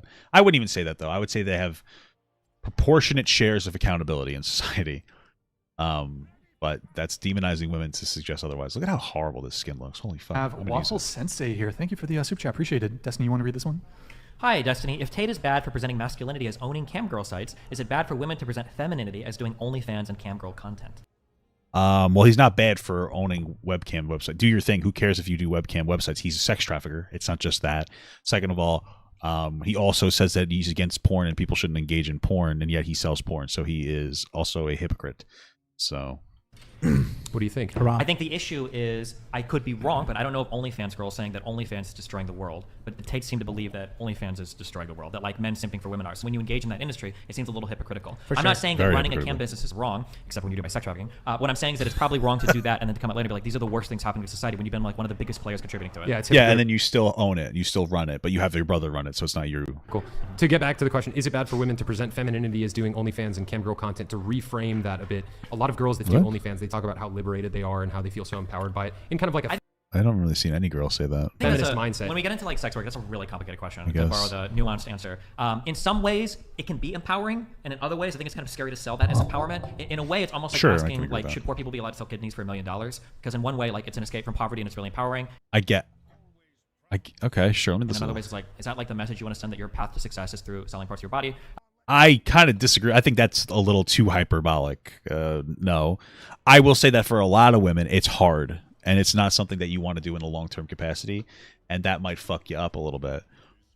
So I totally agree with that. But I don't think it's the same as selling a kidney that's literally going to hurt you. Whereas OnlyFans could be positive for you. I'm sure that there are women that are like have positive engagements with doing it. It's not the same as selling a kidney. It's a little bit of a massively disproportionate scenario there. Or okay. There's really good arguments on both sides of that. I would say that, like, I think... I think that you're free to make your own bad choices or good choices. There you go. That's what I think. Women will agree. And men can also do OnlyFans. OnlyFans is a huge improvement over what was before. And I will say that the way that... Prostitution? No, men making money off of it. I will say that there's a very interesting phenomenon that I've observed, that at every stage of a sexual transaction, as long as the man is in control of it, nobody gives a fuck. But as soon as the woman is in control of it, people start to have really huge problems with it. I don't think that's the issue. I can totally give you a great example of this. Yeah, I think that is the issue. I think that's what... Nobody gives a fuck about men doing OnlyFans. There are some people who glorify it on the internet, for sure. There are people who do that. And that, yeah, I get that. But for the most part, like nobody gives a fuck that a guy's doing it. That's really what it boils down to. So yeah. Right? We can watch pornographic movies. I know on Twitch there are games that have like porn scenes in them, and when people see this, everything's cool. You can play The Witcher 3 and everybody's like, oh yeah, fucking boob scene. But if a woman goes on Twitch and cosplays as one of those, like, fuck this booby girl, it seems to be that there's a huge case that when women are in charge of the paychecks, we start to have a really big problem with. I see the point that you're I see the point that you're making. My disagreement would be, the issue is that now that the paychecks have been put in the hands of the women and pornography, am I allowed to say that? Pornography? Yeah. Pornography has been decentralized, right? Now it's like it's been democratized and anybody can get into it, right? You're saying before the paychecks were in the hands of the men and nobody had a problem. And we didn't really care. Like, where was all the ragging against porn like 10 years ago, you know? The problem that I have with it isn't necessarily that the paychecks are in the hands of the women. It's that when the COVID pandemic happened, like tons. Is it necessarily? What does that mean? Does that mean that is your problem with that? Like, tons of women all across the country started doing OnlyFans because they wanted to provide for themselves. And like now it's like now that the floodgates have been opened, so many women who never would have been doing porn in the first place are now doing it because it's easy and accessible. Who cares? That's not the issue with OnlyFans. The issue with OnlyFans is that women can do it easily. The issue with OnlyFans is potentially people on TikTok glorifying it as if it is a good thing that'll make you happy. That's the issue with it. And then getting like girls start to be like, oh, I'm all over this now. Like there are some girls that like turn 18. They're like, I'm ready for OnlyFans. And that's a problem. I think you shouldn't necessarily, that's not something that we should be glorifying. But if your biggest issue is that if you're happy doing it, who gives a shit? Why does that matter? Who cares at all? That's the problem I have. I feel like it's not that many. Dude, it's a ton. It's not that many. What do you think is like the percentage of like Destiny? women? Yeah. I didn't know any girls that were into pornography before the pandemic happened, and now I've met like 12. Sure, but like, what do you think? Yeah, but you're also online. So my thing is like, I don't know them, but I do know that during the pandemic, people were able to get like very internet famous very quickly. So I don't really know when they blew up, but like, maybe it's because you're online now and your friends are other people on the internet, and OnlyFans girls that are successful are obviously on the internet and you know them. Like it might just be a proximity issue, because I don't know a single person in my real life that does OnlyFans. Not a single one. I know people on the internet that do it, but in the real world, no, I don't know anybody. So, yeah. It's like the percentage of women that do it. Get a guess. I don't know. Do what? That do like 42%. The percent increase is more interesting, I think. Very small percentage. Yeah, it's a very, very, very small minority of people. Like, I'm sure that more got into it for sure, but like more men also pursued like YouTube channels and pranks and shit like that. Now you can argue, I guess you might think that OnlyFans is worse than like trying to be a YouTuber or whatever. Yeah, but you know what really sucks is the fact that people are going into it before even ever trying to have a career. Women are going into it at the age of 18. The moment they turn 18, the moment the clock strikes 12, they're already on that OnlyFans shit. Yep. And the fact right, but that is a different problem. I think that is generally an issue. Like, you shouldn't be encouraging people to go right into it because it's super awesome and fun. But that's a different issue from like just doing it. If you're doing it and you're older and like you're responsible or whatever, like I don't think that there's an issue there. So how did he get that? That's such a thing that all these young women are just selling themselves short rather than going to school, doing all that. Resorting to selling their sexuality is just disgusting. It's terrible. Right, but you could be like, hey, go to school and do OnlyFans, right? So like the advocation doesn't have to be so black and white. I agree 100% with what you're saying, but you also just described conservative relationships. What? And when a girl turns 18, her goal is to sell her sexual virginity to a man and then forego all career building in order to... Well, that's... Okay, that's actually fucking... Wow. That one slapped my cock around a little bit. That's actually a decent point. Okay. I gotta run that around for a little bit. You gotta give me like a second to think about that. So, on the one hand, there are OnlyFans girls absolutely who are encouraged to do it the second they turn 18, and then they don't focus on other prospects like the ability to go to school, which I think what you should do. Maybe you do OnlyFans, it's like a part-time job. Well, I don't think you should do it, but I don't think it's by itself. I don't think it's necessarily bad. Versus like very conservative values that say like once you turn 18 you're just a housewife and you don't do anything else for yourself. Like you just stay home when you're getting ready to have kids and then you just take care of the home and blah blah blah blah blah blah blah. That's interesting. Okay. I get that. All right. Not selling anything. That's a little extreme. That's like saying it's not extreme. Everything that she just said applies to a woman that says, I'm not going to go to school. Yeah, he's kind of right. In a way, you're hitching your wagon to a man. Wait, hold on. There's a large percentage of women that are like, yeah, I just don't want to be a hoe. Tom C. super chatted $1.99. Rings of Redemption just made an OnlyFans. I guess I'll have to check it out. Comparing them to like a woman wanting to do OnlyFans, which is like hoe max. Yeah, there's obviously no, but that's not what he's not talking about people who don't want to do OnlyFans versus people who do. He's talking about the extremes of like very conservative relationships where women are just exist to do chores and have babies, and they put their entire future they just completely remove their future and they don't do anything else with it. Except, frankly, I think the OnlyFans girls will probably have a little bit more flexibility and freedom. So, if there's any comparison between a woman who wants to have a relationship with a man or get married to him and have kids with him to a woman that's doing OnlyFans, What I'm they're saying, totally different things. They're obviously they're different. guys, these things are really different. That's what comparisons are. Just so you know, that's why they're called comparisons. They are different things. Comparison. I'm not comparing two of the same thing. But what I'm saying was selling themselves for a guy. What I'm saying is that she kind of is. sad that women get into OnlyFans because they don't even try entering the educational fields or entering the job market, and then they fuck up their life. How many women that start dating conservative guys and then get pregnant at 19, 20 are now in arguably a worse position? Okay, well, people who hold traditional conservative values would know that you're not supposed to get that's like you're supposed to marry someone. You're supposed to question of what value. Yeah, you're supposed to, but that's not a proof. Like that's what you do, but the supposed to isn't like a. It's just like that's what you're generally supposed to do, of course. But like, where does supposed to come from? But like, yeah, women are putting themselves on hold. You get put into a situation. You get put into a situation that could potentially, not always, but could potentially become abusive in some capacity because you don't have financial freedom. You don't have the freedom for yourself to be able to do whatever you want. You're kind of like bound to the marriage, and if you get out of it, you're shamed for that. You're told that you're a bad person for trying to get out of that marriage. Oh damn, this guy's a fucking baller. Right? Like we were talking before about you have to stay divorced or you have to stay married. You can't get a divorce. That's like a bad thing, right? If you're in a shitty situation, especially if you're not the financial breadwinner, especially if you have no particular skills other than I had a baby. Like you're probably in a worse spot then, especially if you're in an unhappy marriage. I hate to do this, and I don't want to be mean to you, but I'm going to pull the age card a little bit. At 18 or 19, you're not even old enough to have conservative values because you don't even know what that's like. That's not true. Hold on. I know a lot of women that I know have a lot authentically conservative values in that 18 to 22-year-old range, and they have it because they were raised in families where their parents actually raised them. Yeah, I think he's just talking about how like you don't have the life experience to really formulate an opinion. I would imagine he would say the same thing as about like a liberal. You haven't had the life experience to really back that up. So I think is what he's talking about. A lot of those women that try those relationships and after 5 years they're fucking miserable and they're like, I fucking ruined my life getting with this conservative guy. That sucks, but that's not all of them. Sure, you're painting it as if it's like the rule, but it's their exception. What I'm saying is you can't have conservative values when you're 18, 20. What I'm saying is like conservative values imply some outlook of the world and seeing yourself and how you want to be situated in that world. And at 18 or 19, you don't really know. You have no idea. So you think they don't really know, but a lot of these women do. They don't have experience. But if we were to like weigh it out like one. And by the way, just like first of all, I doubt that there, comparatively to how many women exist, I doubt that there's a lot of women doing OnlyFans. But even if there is, there's a difference between doing and a difference between being successful. And most people who do OnlyFans are not successful. The overwhelming majority of people. So even if a woman tried it, most of them are just going to fail within like a week, and they're going to be like, "Oh, guess I can't do this anymore." The ones who stick with it are the ones that tend to be like very financially successful, right? We do understand this, yes. I hope we do. Versus another, like a woman, abiding by conservative rules, conservative values, getting married, having kids, like the negative outcome is completely way heavier on the girl saying like, yeah, I'm 18, I want to post like naked photos of myself getting fucked by dudes and all this stuff. Wait, I want to ask this really clearly because that's a phenomenal statement. If you're 18 or 19, you think it's a bigger mistake to start and close an OnlyFans account than to start a relationship with a guy and have a kid at 18 or 19? If I were to be a betting man across those two outcomes, yeah, I would bet on the girls. I would wager you against that with huge odds. So crazy. So because I understand. Don't bail them out. Let them go. No, that's fine. It's fine. It's fine. It's the situation you're presenting. Because you're saying that like because the greatest indicator of poverty is unplagued pregnancy and early pregnancy. I get that. That. But I mean, just in like a common sense way, like to sit there, like you really have to jump through a bunch of like hoops mentally to be like, okay, like I guess I can rationalize this girl posting full blown nudity on her OnlyFans for the world to see. So the statistics don't back you up based on what you just said, but still somehow commonsensically this makes more sense to you.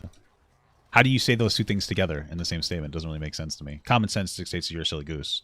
But like the majority of human history has like had women who have been like, I'm just gonna abide by these conservative values, maybe have a kid. Hey, you know what? Maybe it fucks up. And then they did an entire movement because they were tired of being put in a situation that could be very abusive to them. So like, there's your proof against that. Just because we've done a thing for a long time doesn't make that thing good. Whatever. But like this new phenomenon, like, yeah, let me just be a whore on OnlyFans. Like to say that has less of a like negative I don't think impact on society. Just a negative impact in society in general versus a woman's like, yeah, I just want to be like a decent woman and get married, have kids, and like not be a naked whore. I think the point is that the woman is in a worse spot if she gets into a failed conservative relationship than a woman who is in a failed OnlyFans. That's it. That's the whole point. That's the whole take. That's it. That's all it is. Because if a girl that does a failed OnlyFans just doesn't do OnlyFans. A girl in a failed conservative relationship that has kids has to worry about their kids, and then that's also you're shamed if you want to leave. You're also shamed if you want to leave, right? You can't really leave. It makes it very difficult to do that. Whereas you just turn the OnlyFans off, right? You want to argue that you have naked pictures on the internet? Possibly, right? But I think that's going to matter less and less every day because who cares if somebody has done porn before? That's a complete moral thing that like it doesn't really matter.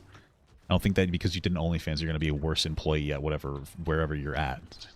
Or online. Yeah, but the problem is that if you make a mistake by doing OnlyFans, you're only hurting your life. If you make a mistake by having a child early on, now you're ruining your kid's life too. Well, and you're it's right arguably way more damaging to society because where do all the criminals come from? Where do all the broken families come from? Where does all our government welfare go? Single mother. All of it doesn't go to OnlyFans girls. It goes to single mothers. Right. But you're assuming a divorce happens. But I'm saying if you took let's say we could flip a switch in society and we could either say every single mother in society started and stopped an OnlyFans, or every single OnlyFans girl tried to shack up and get pregnant at 18 or 19. What do you think would have made for the better society? The one shacking up for sure.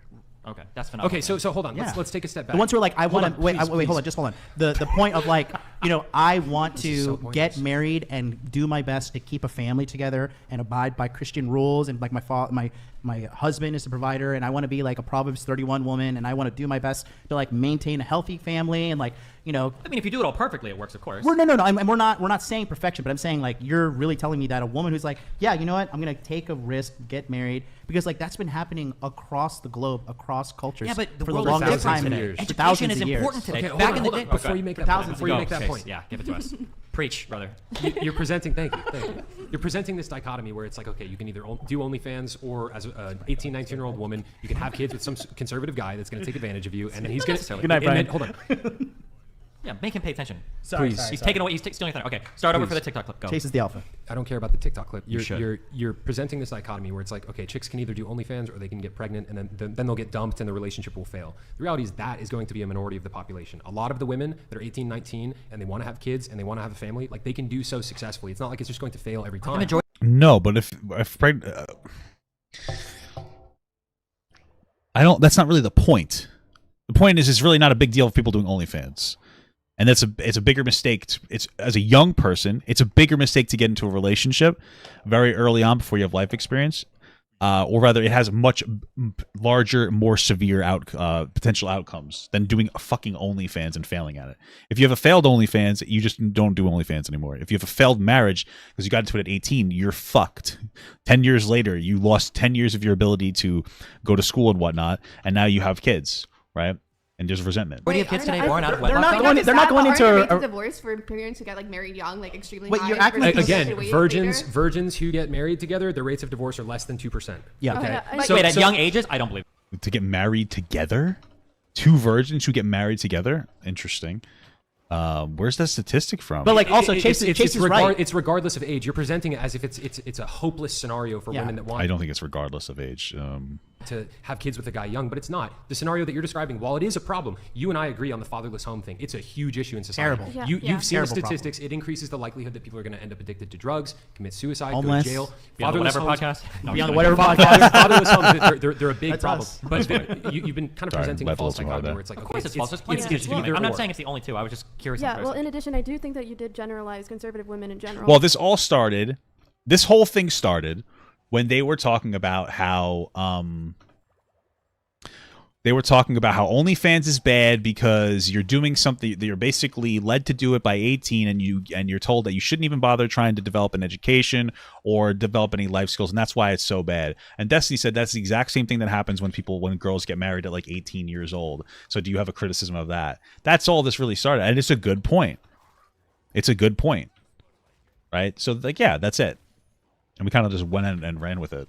And conservative men. Okay, let me cut it. Also, I think it's important to. No, I want to, because I want to hold that down. So you really, and this is not like a gotcha internet movement. Get me like, all you want. I know. I'm right? here to be. I'd like to know like what countries was the two virgins getting married come from? Does it come from incredibly conservative countries? Like where does it even come from?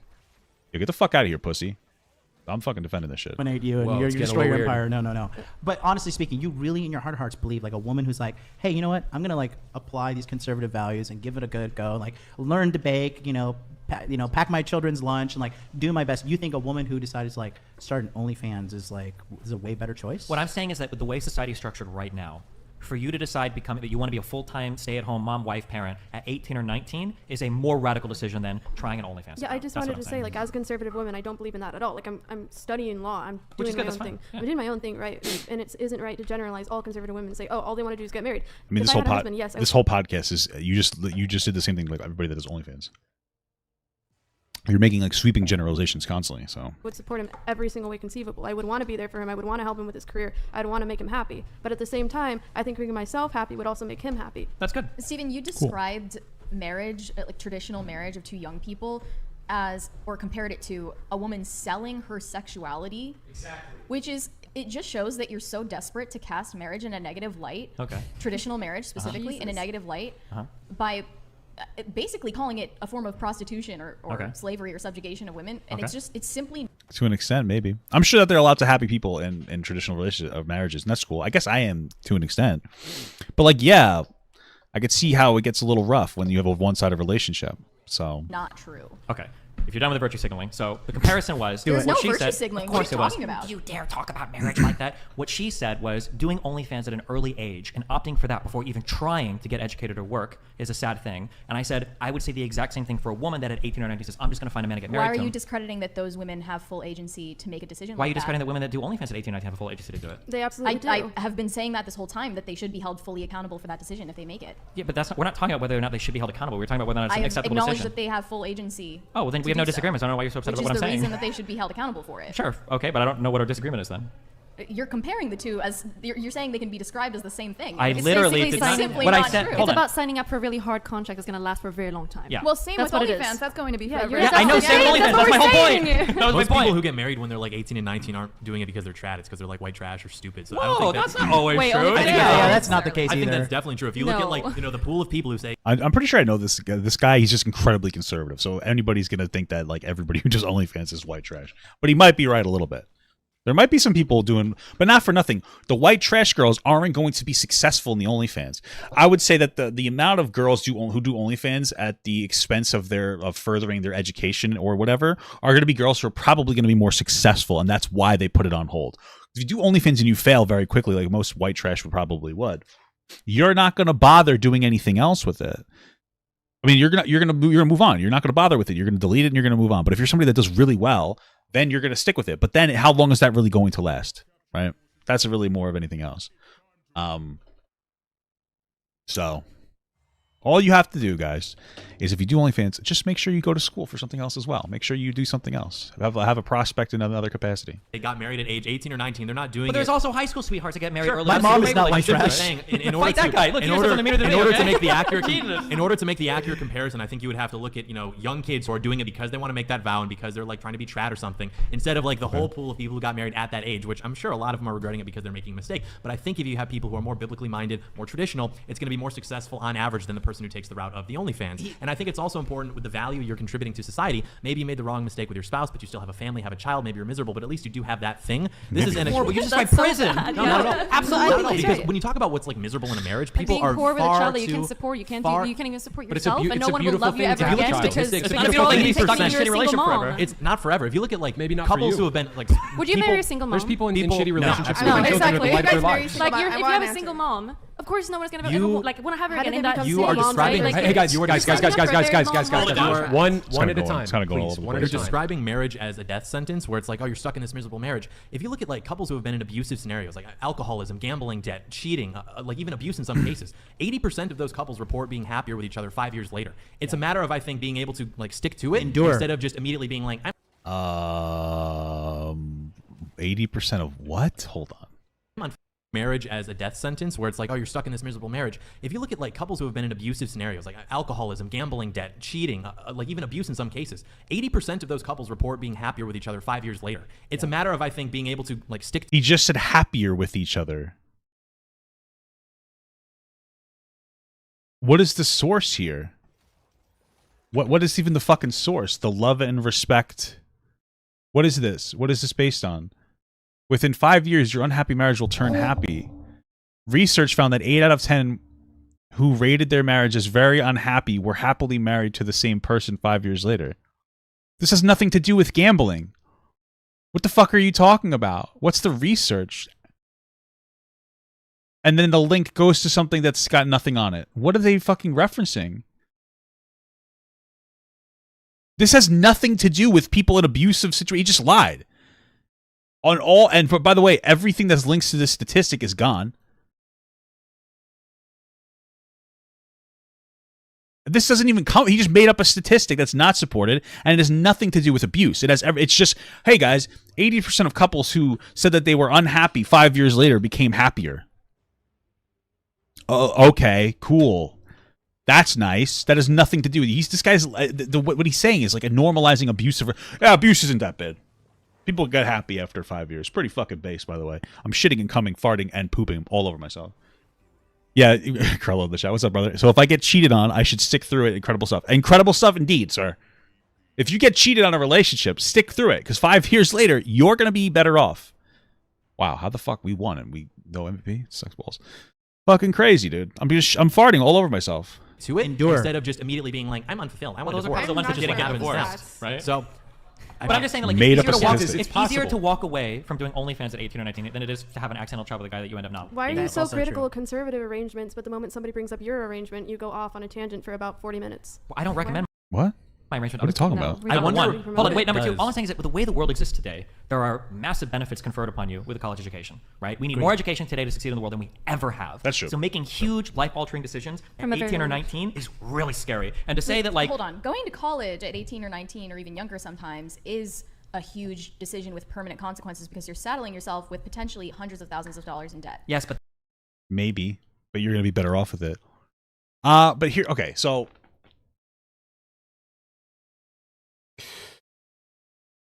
same thing with the OnlyFans stuff. Let's say you go to college because you don't really know what let's say you go to college because you do know what you want to do. You have a pathway to success that's going to probably net you more money. I mean, I think the statistic is like you'll make $1 million more with a college degree than without. That's a general statistic. So it's not a bad idea to go to college. That doesn't mean everybody should go. A trade school is excellent too if you don't know what you want to do. But let's say you go to college, you have no fucking clue what you want to do, and you go for a 2-year degree at a state school or whatever, or not a state school. You know what I mean? Like a fucking community college. Is that what a state school? I don't know. You might rack up some debt, but you're still better off for it. You got your liberal arts out of the way. You're a little more educated. You're fine. You can enter the labor force. Not that big of a deal. Yeah. It's still a good thing to go to get school. We're very competitive now. You kind of need to get a college degree to get anything. I would just say, with your relationship with college, should be have a goal in mind and make sure you're doing something that matters. If you're going for a gender studies degree, you're probably not going to get a job. Be mindful and move with a purpose. If you're going to go to school for something, either go to school for something that's going to make you can get a job in. Maybe you love it. Maybe you love the job, or you have a desire for the job, or maybe it pays well and you could do it. Like, do some kind of like computer job if you don't know what you want to do. Go to trade school. But if you're just going just to be a fucking idiot, again, that's a problem. But you're better off going to school than doing a fucking OnlyFans or whatever. Okay. The aggregate is a $1 million difference earnings potential between you and a high school graduate. It's one of the very few paths in society that is like almost guaranteed success. Now, I do agree that it might not be for everybody, in which case I say Did you say college is almost a guarantee of success? Yes. Absolutely. What does aggregate mean? Aggregate means that if you calculate all of the earnings of people that graduate from high school, you compare to all the earnings of people that graduate with a 4-year degree in college, the aggregate earning is $1 million over the lifetime. Even for shitty gender studies degrees and your liberal arts degrees, even those people out earn high school graduates. Do they really?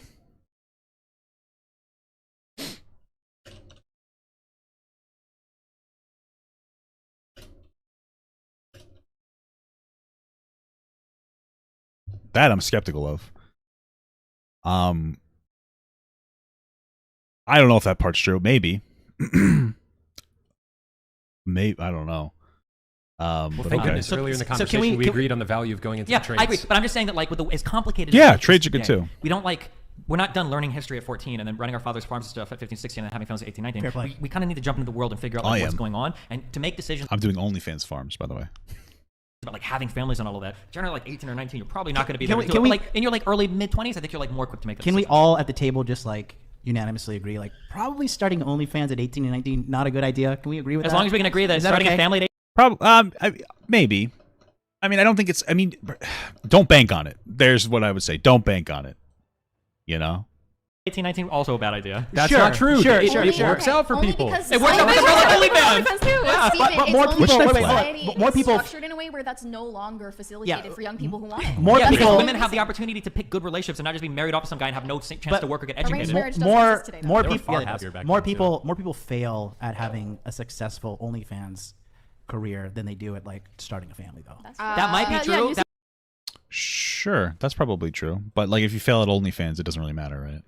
It might be true, but the penalty for failing OnlyFans is maybe if you fail. First of all, if you fail OnlyFans, chances are nobody's ever going to find your fucking nudes, okay? Because there's a million girls at OnlyFans that nobody knows. Your own name either. Number one. But also, even if they did, I use my name. penalty for failing in OnlyFans is a lot less than the penalty for failing a marriage. True, but when you do fail in OnlyFans, it's a gigantic F. Yeah, and when you not really. You just started it and you stopped it. It's not really. I did an OnlyFans as a joke for a while. Nothing happened when I failed. It was fine. Nobody cares. But you fail in marriage, your kid is fucking Ted Bundy or something. I know they're pretty common. What fucking Hitler, okay? When someone's marriage fails, they were trying to do something good and build something in society that matters. If you fail at doing OnlyFans, you failed at doing something stupid and evil. Yeah. Why is it evil? Like, I don't understand that. Like, why is it evil? Like, what makes it evil? Like, these are moral prescriptions. Why is it evil? If you're trying to build a marriage, disgusting. If you try to build a marriage for society, you suck at relationships, and you shouldn't even be trying to have kids. Because what a horrible way to contribute children to the world by saying, "I'm making a better world." You should do it because you love the person, because you want to have a child, and because you have love for that child. Yeah. Disagree. Here's why. I agree. Well, yes, I think that like you shouldn't just get married to make the world better. You should get married because you love somebody, and then that having more kids should make the world better.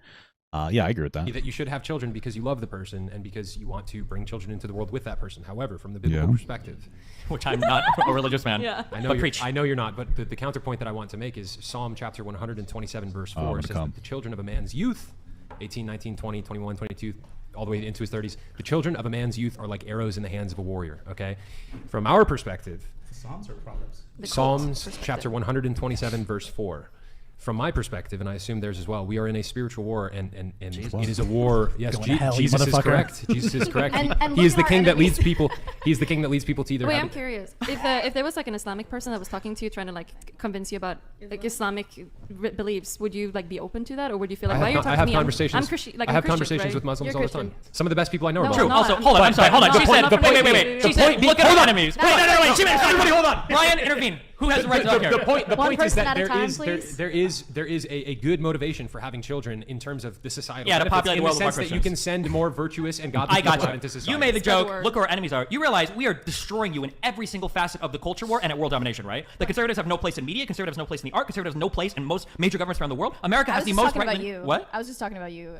Okay, that's fine. Well, the movement that I represent is absolutely fucking annihilating your movement. It's not even close. Which is why you guys are on podcasts crying about trans people going into bathrooms. That's why we need to have more kids and send them out into the culture like arrows in the hands of a warrior. I'm just saying that instead of making fun of the blue hair, you should revere it and respect it and fear it, okay? I am the man kicking you into the well saying this is Sparta. Not when I have 10 Sparta kids. is ran by trans kids dropping grenades on Russian soldiers, okay? How many kids are you guys going to have? We're going to have 100 fucking kids. No, you're not. We're going to cope with I'm going to get 20 women, I'm going to have 200 fucking kids. If you have 200, I have 201, okay? We're going to spread our genes all over the world, okay? You're fucking disgusting. Yeah, it's our army. Ryan, do you want to take back control of the show? We are. Yeah, it's coming. No chance. It's coming. You better watch it. No chance. You better watch it. It's coming. Brock said, her mouth is smoother than oil, her end is bitter as wormwood, and sharper than a two-edged sword. Remove thy way from her, Destiny. Blue hair's girl is the embodiment. Be strong, my brother. Do not let her lead you into death. Okay. Wait, me? Yep. What the fuck? Leading him to death. Melina. What the fuck is that? Worked briefly because of a totally different economic and cultural landscape. Besides feminism and LGBTQ, what other factors do you think are destroying the nuclear family in the West? Hoes like you. I would also... Okay. I would add as far as...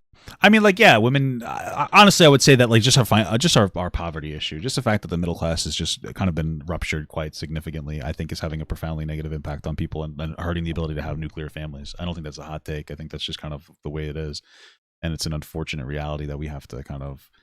I think we have to acknowledge it, and I think that when we don't acknowledge stuff like that, then we're reaching a very significant problem here, because I think it's really bad. When people don't have the money to be able to have a family, I think that leads to some pretty significant problems. Like I saw her. Guys, you don't say that. You're worse than me, bro. You're telling her to chill, right? I can say what I want. No, you got the tits. Don't say what you want. All right. Temptation, okay? Temptation. Be a better man. Be a better man. I am not. Don't say I am not.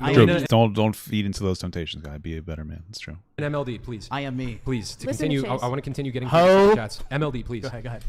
He says, what is the purpose of sexual experiences with people you can't even remember? Well, sometimes you have a really good sexual experience you do remember. There's a lot of like really great meals I've eaten. I don't remember every single great meal I've had though. Some have been really good that I do remember though, but what does that do to your conscience? What does that do to makes me feel really good. Okay. Good memories as well. Yeah. I can think back on them. Feels great. Sometimes in those really dark times when the internet's out and I need to masturbate, I can revisit my memories instead of having. You're both so like dead in the eyes. It's crazy. You are the most dead in the eye person I've ever seen. You literally look like the girl from The Ring. Okay, what are you talking about? Okay, Thank you for smiling. And your wife looks like female Jared Leto. Huh? Whoa, yeah, you're right. You do kind of look like you know Paul Allen. Poor Mary's getting Paul boxed Allen? out just like you were, Chase. I actually have a question for you later. What's up? Later? Yeah, because you want to see something. Right? He won't do a threesome with you guys. Oh no. I'm actually First of all, curious. you don't know that. Sorry, go ahead. I know that, Hey, watch it. Oh. I see the way you're rubbing your leg against it. Wait. Okay? Actual question though. Actual No, question. wait. We just like entered like two Hold questions for this. Hold on. If Chase was actually down, would you guys? Fuck, I need to like. I'm not gonna answer explicit sexual questions. Look at her face. Remember, There's your answer. we couldn't say it, right? Yeah, we can't say it. We can't. Because Fair enough. what if it's no? What if it's yes? We don't want to say anything. John, did you have something, or who was? But I have a coming in? question. John's Oh, a man of you had a Yeah, question. I have a question. Okay, go ahead. I'm actually not to like debate it. I'm actually really curious. What is it like to like go from having sex with people and then stopping and like disciplining yourself into not keep doing it? Like, what does the days look like after that? Like when you make the decision. I'm really what am I curious. doing? You Like also my said- daily what is routine what is without the sex? mental? What is Chase. your mental experience of that? Chase, I'm you very said curious. that you were in a relationship. How did it affect your relationship? I mean, I'll go there. I realized like halfway through the relationship, I knew for a fact that I wasn't going to marry this girl. And by continuing to have sex with her, I knew that I was like damaging her long term. And I knew that in all likelihood, we would leave the relationship and she probably would remember me for the rest of her life. And that might come up for her mentally and emotionally in her marriage, right? And like, I know that for myself, the last thing I would want in marriage is if like I married a girl, but some guy that she had had sex with, she was still hung up on him, like emotionally and mentally. That would tear me up inside. And I knew that there was a possibility that might happen. So I decided to stop having sex with her. And this was in 2019. In 2020, I realized the way that the world was going, I really wanted God's favor over my life. And for me, honestly, like having the confidence that God has my back is worth it so much more to me than like fornicating with women that I'm not going to marry. Like I really, really want an exceptional life, and I want God's blessing in that way. So it's like, okay, like temporary sex with a girl I'm not going to marry, God's favor in my life. Obviously, I want God's favor in my life more. So you would have sex if you marry someone, you're gonna have sex with them. I'm assuming. We're just gonna have a sexless Hopefully. marriage. What kind of Are you talking about I'm premarital? curious. Yeah, I'm curious. If you no, just we're not gonna have. You think he's gonna get premarital married sex. and not have sex? I thought that's what it was. Well, yeah, I wasn't really sure. Wait. No, we're not. No, Maybe we're it not. was just like hardcore into something here. No, we're not gonna have premarital sex. We'll have plenty of sex when we're married. But you thought he was gonna marry someone and not? Other things as well. That was the point. All right, we have. Thank you for clarifying. We have Azron says, Chase, I disagree. Marriages fail all the time. For me personally, I'm swearing off all relationships. I seem to function much better independently. Now that's a real soldier of God. Jesus didn't have a wife. He didn't, but Paul also wrote that if a man. But Jesus was like best friends with a prostitute, right? So keep that in mind, liberals, conservatives. Yeah, on that topic, I was just going to say there's a reason why lust is one of the 7 deadly sins. There's a reason why there's each individual sin. When a relationship operates and is founded on lust, it's going to fail. You know, there's a really big problem with that. Is that I'm not fucking Christian, so I don't care. I think that's clear. But Adron, to what you said there, I just want to encourage you, brother. Like, I would not swear off all relationships permanently, dude. Yeah. Like, if you function better independently right now, man, keep working on yourself, dude. Like, get your life in order, bro. And if the day comes when you feel your heart open to a relationship more, man, like I would say. Be open to it, but also be prudent in terms of the woman that you pick. I agree 100%. I agree with that That's too. great advice. It Thank you. is good advice. Yeah. Let's go. That was a post that I made on my subreddit after my last breakup. That's what he was quoting. All right, cool. And then we have a Draymore came through on Streamlabs. Thank you, man. Appreciate it. Thank you, Draymore. Melina, what was it that you wanted to say? Yeah, I was just curious. I just wanted to see like an honest answer on this one. If there's someone that's very, very young, might be really religious and like values marriage a lot, and goes into a marriage and has kids when they're like 18, 19, 20, and then a year into the relationship, it gets really, really abusive. From who? Would you? From both. This is so rare. Anyone so really. Rare. Go on. Go on. My point is, I'm just even though it might be rare from what you guys think, it is. if it would happen, what would you recommend for those people to do? Would they divorce, or do you want them to keep going in the relationship? Keep going. You can't divorce. I mean, that's not a real thing. You can like separate. See, his Catholic background shines through. He knows that. You can't divorce. You can separate, but you can't actually divorce. That's not a real thing. Even though it might be like physically abusive. Because you got to endure. People are too. You want to stick in a People relationship. are just. I mean, look, people I'm gonna be nowadays honest. are just put. Like this is they said it themselves. This is a super hyperbolic scenario. So just be like, yeah, they should leave each other or whatever. Like, what? Yeah, if there's abuse happening, don't stay. What the fuck? What a weird thing to say. Everybody fucking quits. Everybody gives up. It's too hard. I'm this XYZ. This is why I'm special. So I can. Oh my god, I'm getting the fuck beaten out of me, you pussy. If you're getting the shit beaten out of you, pussy, just stay there. Get the fuck beaten out of you. Life is about getting abused and not having fun, apparently, and not like just basic levels of respect. What a dumb. Why? What the fuck? How do you defend that? What a stupid thing to say, I think. What a fucking just dumb thing to say. And fuck up this entire situation based upon me being special. And the reality is people just gotta learn to fucking endure. There have been hard times in relationship. I'm sure you guys had hard times in relationship. Any relationship has hard times. Okay. And it is. Yes, I think it's a good thing for relationships to endure hard times. If you're getting beaten, that's not a hard time. That's fucking abusive. Like, yeah, I don't think that you should break up over nothing. If you're gonna get divorced, it should matter. Like, it's divorce is like an abortion. It's an unfortunate kind of a thing, I guess. A necessary evil, we'll say. You want to say it like that? I keep getting fucking dumpstered right now. But if you're getting abused, you got to leave. Abort the relationship because you're getting hurt. What a stupid thing to say. Why would he say something so fucking dumb? What a silly goose. What a goose. Is this the part everybody's talking about? Well, I can understand why. Because this guy's a silly goose. You know? What an idiot. This is what it is. You need to push through and you need to endure because we're in this. You need to endure. Because we're in this situation now, like where everybody's just creating these like super nuanced, like 1% example of like, well, what if the kid's fucking transgender, black, and abused, and he's a Black Lives Matter supporter? Like, cool, okay, I get like that one fucking minute I'm asking situation. For anyone that might be in that situation, what would you recommend? Okay, endure. I'll tell you what. I'll tell you what. Endure. This barely happens, but when it does, stay there. And that's unfortunately some of the traditional religious perspective is like, even if you're being abused, you should stick it out.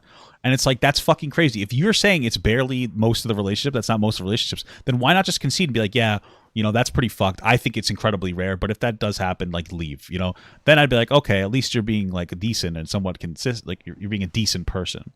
But you're just like, no, just fucking like stick through it, get the shit beaten out of you. What the fuck? Like, why? That's fucking horrible. What a horrible thing. I'll tell you what I would do. Endure. If my daughter was in a relationship with a guy and she gets married to him and he starts abusing her a year into it, I'm gonna be showing up on their doorstep and teaching him some lessons. That's what I would do. I also would. Yeah. Well, you know what else you could do? That's not a bad thing. You could give her the ability to defend herself by letting her leave the relationship. If my daughter's getting abused, I'm gonna defend her. That's great. When you give her the tool to defend herself through divorce, no. You're telling me that you want her to stay with the guy that you had to beat up because he was being abusive? Because that's what you're saying right now.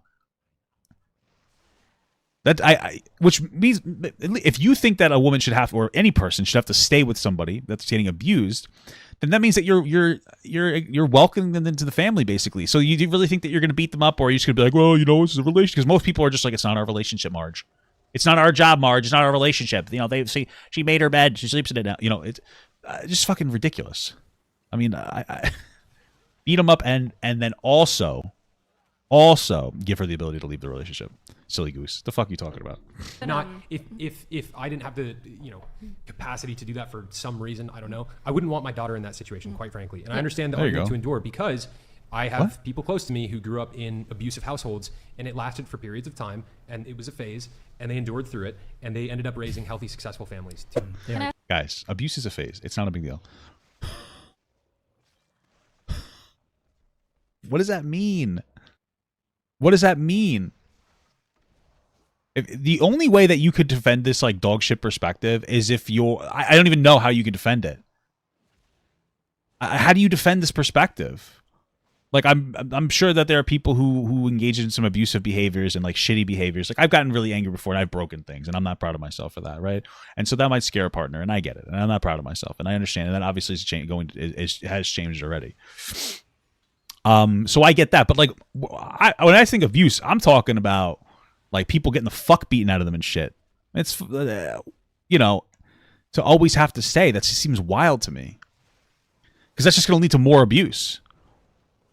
I mean, there is increases of like domestic issues, and part of that is because people have less money, like the middle class has less money. So if you're saying like, sure, I guess, bro, but this is so overly complicated. If you're being in an abusive situation, leave. Be able to leave. Have the ability to leave. So fucking weird. Yeah, we all go through our abuse arc, basically. I agree with that. Thank God this guy just started to fucking run here. What about if two people get married, have a kid, and then the wife starts cheating? Do you think they should divorce?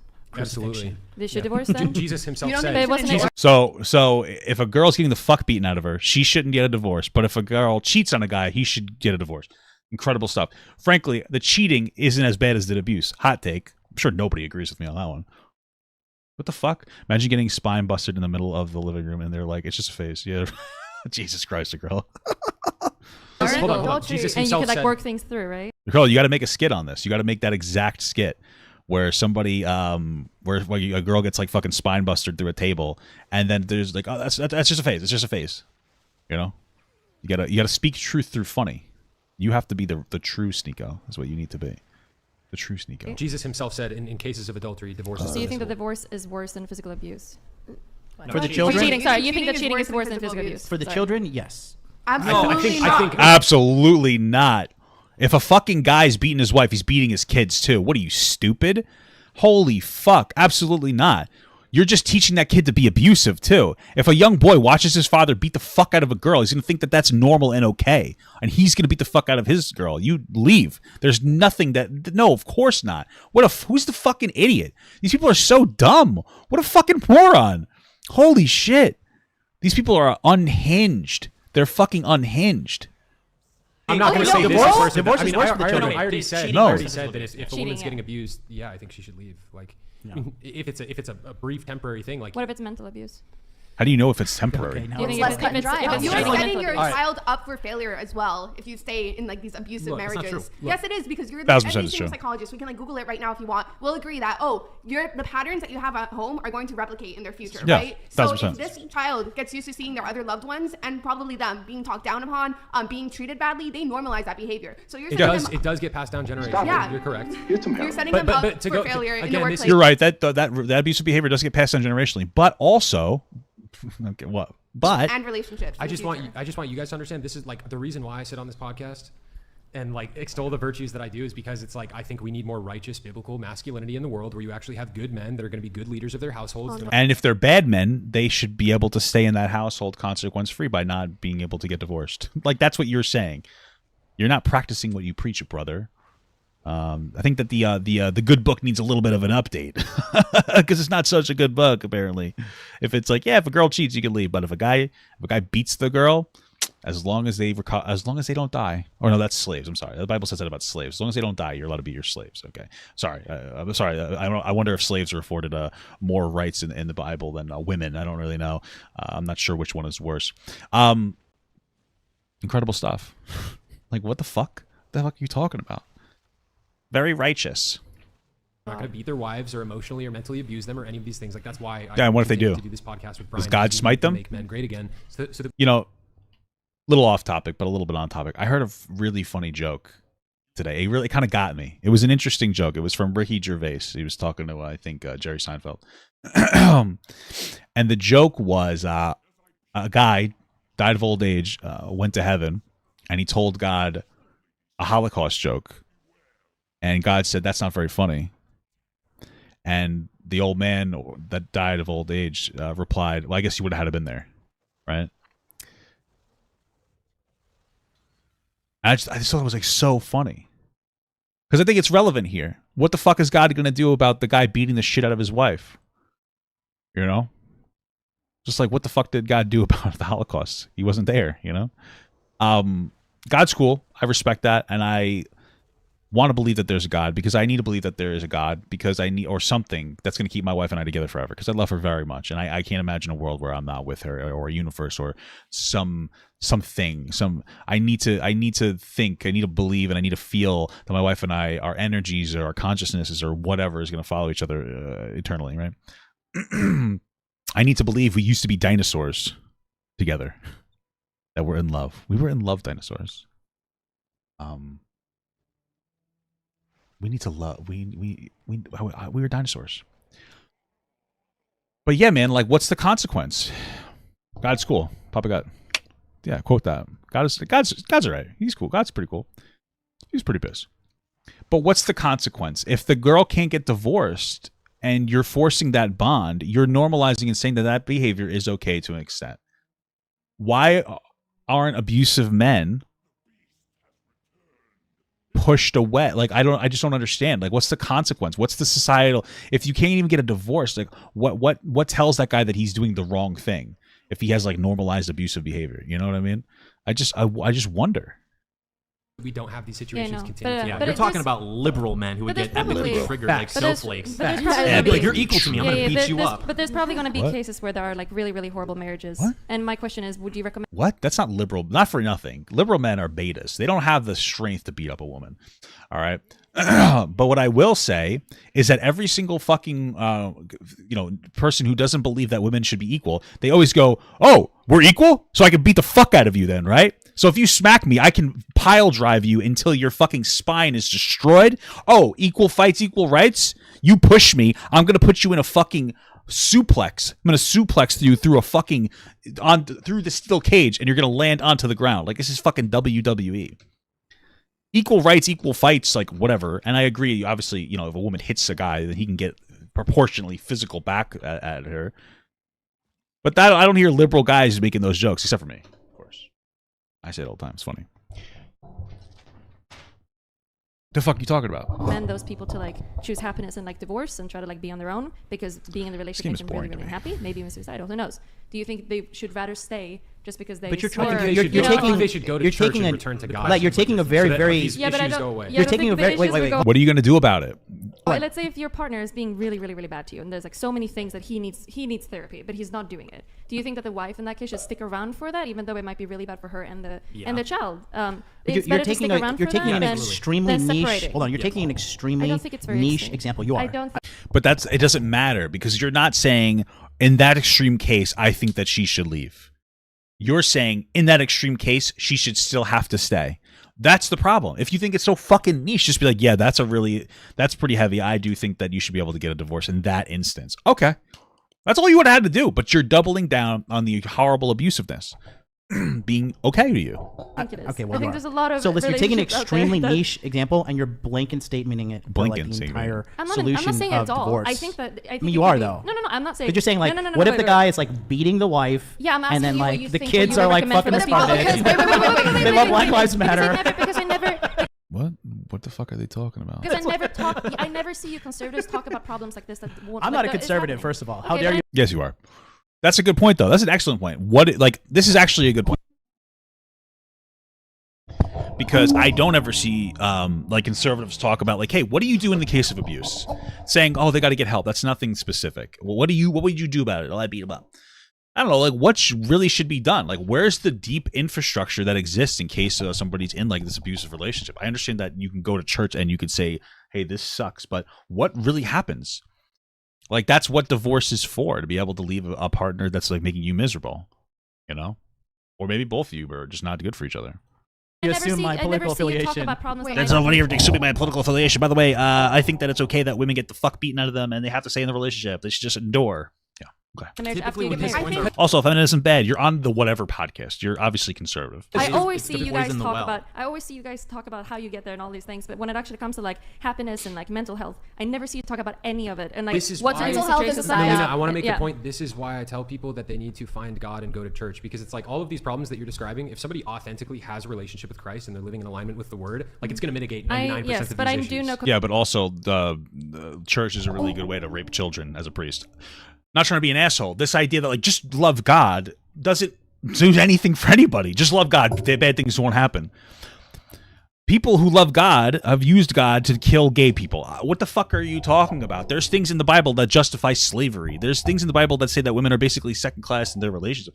What the fuck are you talking about? Look, go be more godly isn't a solution to the problems that God creates. Let's just be fucking real here. Yeah, just more God. Hey, what if I'm in a relationship hey guys, what if I'm in a relationship that was modeled by religion and God, where I'm a woman that has a baby at 18 and I need to be a virgin. And if I'm not a virgin, then I'm less respected and I'm second class to my husband and I can't go out and I can't work. I have to stay home and I have to cook and clean. I have to do all these things. Oh, well, if that's a problem, and then my husband starts abusing me. Well, if that's a problem, then, I think that you just need to add more God to the scenario that the problem that God created. Oh, yeah, how is that a solution? Hey, guys, I'm drowning. What should you do? I'll just drink water. If you're drowning, just drink more water, dude. That's fucking crazy. Holy fuck, how did I not? Guys, I'm burning alive. What should I do? Swallow a flaming sword. Holy fuck, I'm coming right now. What do I do? Guys, I got a car crash. What should you do? Hit another car. That's fucking wild, bro. Guys, I'm fat. How do I lose weight? Just eating more, idiot. I've been trying that method. It hasn't been going well, though. I'll tell you that. Walk on the water. True. That is true. That is true. Listen, I respect like religion. I get it and all that, but like this is insane. When you have people who are religious saying that you should just stay in an abusive relationship, like you're a fucking idiot. Like that's for either the guy or the girl, because there can be abusive women and men. It's fucking wild. What the fuck? Conservatives that is going to church and they still abuse their partners. Wait, hold on. There are priests who use the infrastructure of the church, or they get one-on-one interactions with children, to rape children. And then when the Vatican finds out about it, they just go over there and just, hey, try not to rape those kids, though. And that's what they still do it. The church, unfortunately, isn't perfect, and it actually has been used to hurt people a lot. And if your solution to... So that's the problem right there. Kids are being molested by priests. What do we do? More church? No. How about, like, the authority? Like, no, you're doing stupid. What's happening here? It's shit like this that makes me want to be less religious. Obviously, the Bible is not correct about everything. I'm asking you if you're going to stick up for those people. Conservative... And what would you say? Would you tell them to divorce it? Would you tell them to stick along in an abusive relationship? You say you know conservative men right now that are beating their wives? No, I'm saying that they probably exist, right? I mean, I'm asking you, what would you say to help those cases? What would you say to liberal men who are beating their wives? Get a divorce! To the women, try to get a divorce. Kill... God bless. Don't kill anybody. Kill them with kindness is what I was going to say. Same, like, get a divorce. Try to get away from that person. That person needs to go to jail. But when you have an abusive household, she's not going to go to the cops. If that girl can't get a divorce and she has to stay with the guy, you think she's going to the cops when she gets beaten? Just going to make her get beaten more when he gets out of jail. What the fuck are you talking about? What would you say to the liberal? What would you say to the liberal men? They divorce in jail. Being able to get a divorce, being able to have an out, makes people more likely to fight against their abusers, because you need the ability to. It's not just about, hey, like imagine going to the cops. You're with somebody, you're married to them, and you're with the cops. Like they beat the shit out of me all the time. Okay, we're gonna take them to jail, and then they're gonna get out and beat you again. Like, what's gonna really happen? You're not gonna come forward. Okay. Yeah, but it's not the same. Yeah, you divorce. Stop beating her. Yeah, but it's a lot easier as a liberal if you're non-religious to just divorce, right? But if you're really, really religious, like really heavily, and you have a lot of pressure from your parents and like society, or like the group that you're coming from, the culture, it's going to be a lot harder for you to divorce because you have the pressure to stick. Because you guys are saying like no matter what happens, you stick in the marriage, even though it might be really like mental damage. Melina, to go back to the point, Nev, 1 second. To go back to the point that I was making, encouraging people to go to church. If somebody's in a situation like that, this is a concern that ought to be brought before the church. Yeah, great. So then if your husband's beating you, go to the church first, see if the church can help. And they'll forgive him for his sins. That's what an amazing thing. I think it's good for people to be able to go through reasonable reform processes. But considering the church has aided in the molestation of children by just moving them around, and I'm not saying everybody religious is bad, but like that's what the church did when kids were getting fucking molested. They didn't go to the police. They went to the church and just said, let's go here. We're going to put you from Pennsylvania to fucking somewhere else. And guess what? More kids got molested. More church is not a solution to bad church things. What the fuck are you talking about? And taking care of with the elders and the other people that are there. And like, let's say John is being the elders, wife, right? And his wife comes to the church leadership and she's like, hey, like this is a problem. With two black guys. God, John's a good guy. He's just going through something. Endure. That's what they would say to her. Force him. Come in for our church therapy. Well, I'm sure that'll work. At that point in time, the church leadership can step in and be like, yo, Don, why are you beating your wife? John, why the fuck are you beating your wife? I have no degree in the ability to be a therapist for this. Well, I'm a God person, though. And I'm not saying that that religious authorities can't be good, but like, what is this going to do? John, why the fuck are you beating the shit out of your wife? That bitch told you that, and then he just starts beating her more. It's incredible stuff. That's usually what will happen. Which, honestly, I appreciate them asking. A lot of institutions wouldn't do that. Yeah, There might be valid reasons. and they ought to. And this is I've already told her twice. This is a positive social pressure that comes with being a part of the body of Christ and like actually. This makes me not want to be religious. Being involved, right? Like there's so many benefits to people seeking. He's just going through. Yeah, he's always molesting your child. He's just going. Do you remember what was that thing? What was the fucking like the family where they had a super religious family where the older brother was molesting his siblings, and they went to the church, and now he's still like a full-blown fucking pedophile. Remember that? That didn't do more. Church didn't solve the problem that the church might have created through telling you that you cannot, that sex and masturbation are all bad. Because I know, like, that's honestly. Because if you're like fucking 12 years old molesting kids, it might not necessarily be pedophilia. If you intervene, you might be able to curb the habit, right? So pedophilia technically is like 16 and older. It's a very complicated mental health thing. It's not good behavior. It's still really shitty. But it never got helped. The Duggar family. It never got helped. Because like fucking religious people don't know what the fuck they're doing when it comes to these issues. All right, kids molesting kids, send them to camp for a month. Oh, fucking crazy. That worked. But when you have, like, religion is also used to be incredibly sexually repressive. So, like, if you're like, oh, I want to masturbate, you're just not allowed to masturbate, and you're told that, like, the weight of jerking off or having sex before marriage or whatever is the same as anything else, and you start molesting kids. Like, it's all part of the system.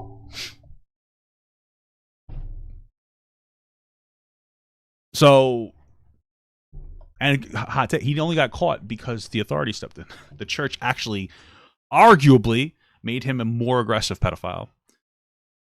So, yeah, the church sounds like it's really, really good if you're a good person already.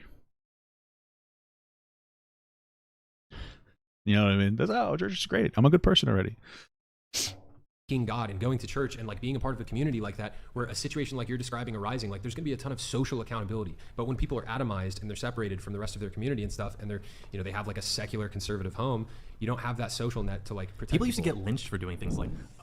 So you're saying that we should lynch people for it? Okay. We're gonna wrap here pretty soon. I guess I got a lot of endurance.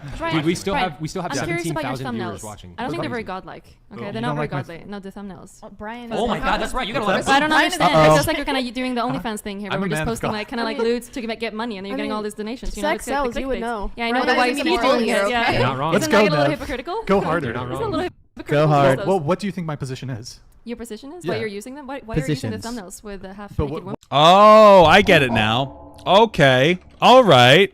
Oh, okay. Sorry, I just actually, I can't spell what. Okay, sorry, because they're cut up weird. Okay, so their point is you criticize OnlyFans girls for selling porn and sexualizing themselves, and then all of your this is the first two things that are seen. Is you're you're doing the same thing. How are you any better? Because what makes you any better? Sexualize. 1, 2. Look at all of them except for the Destiny one. Look at this. This is insane. This is shameless.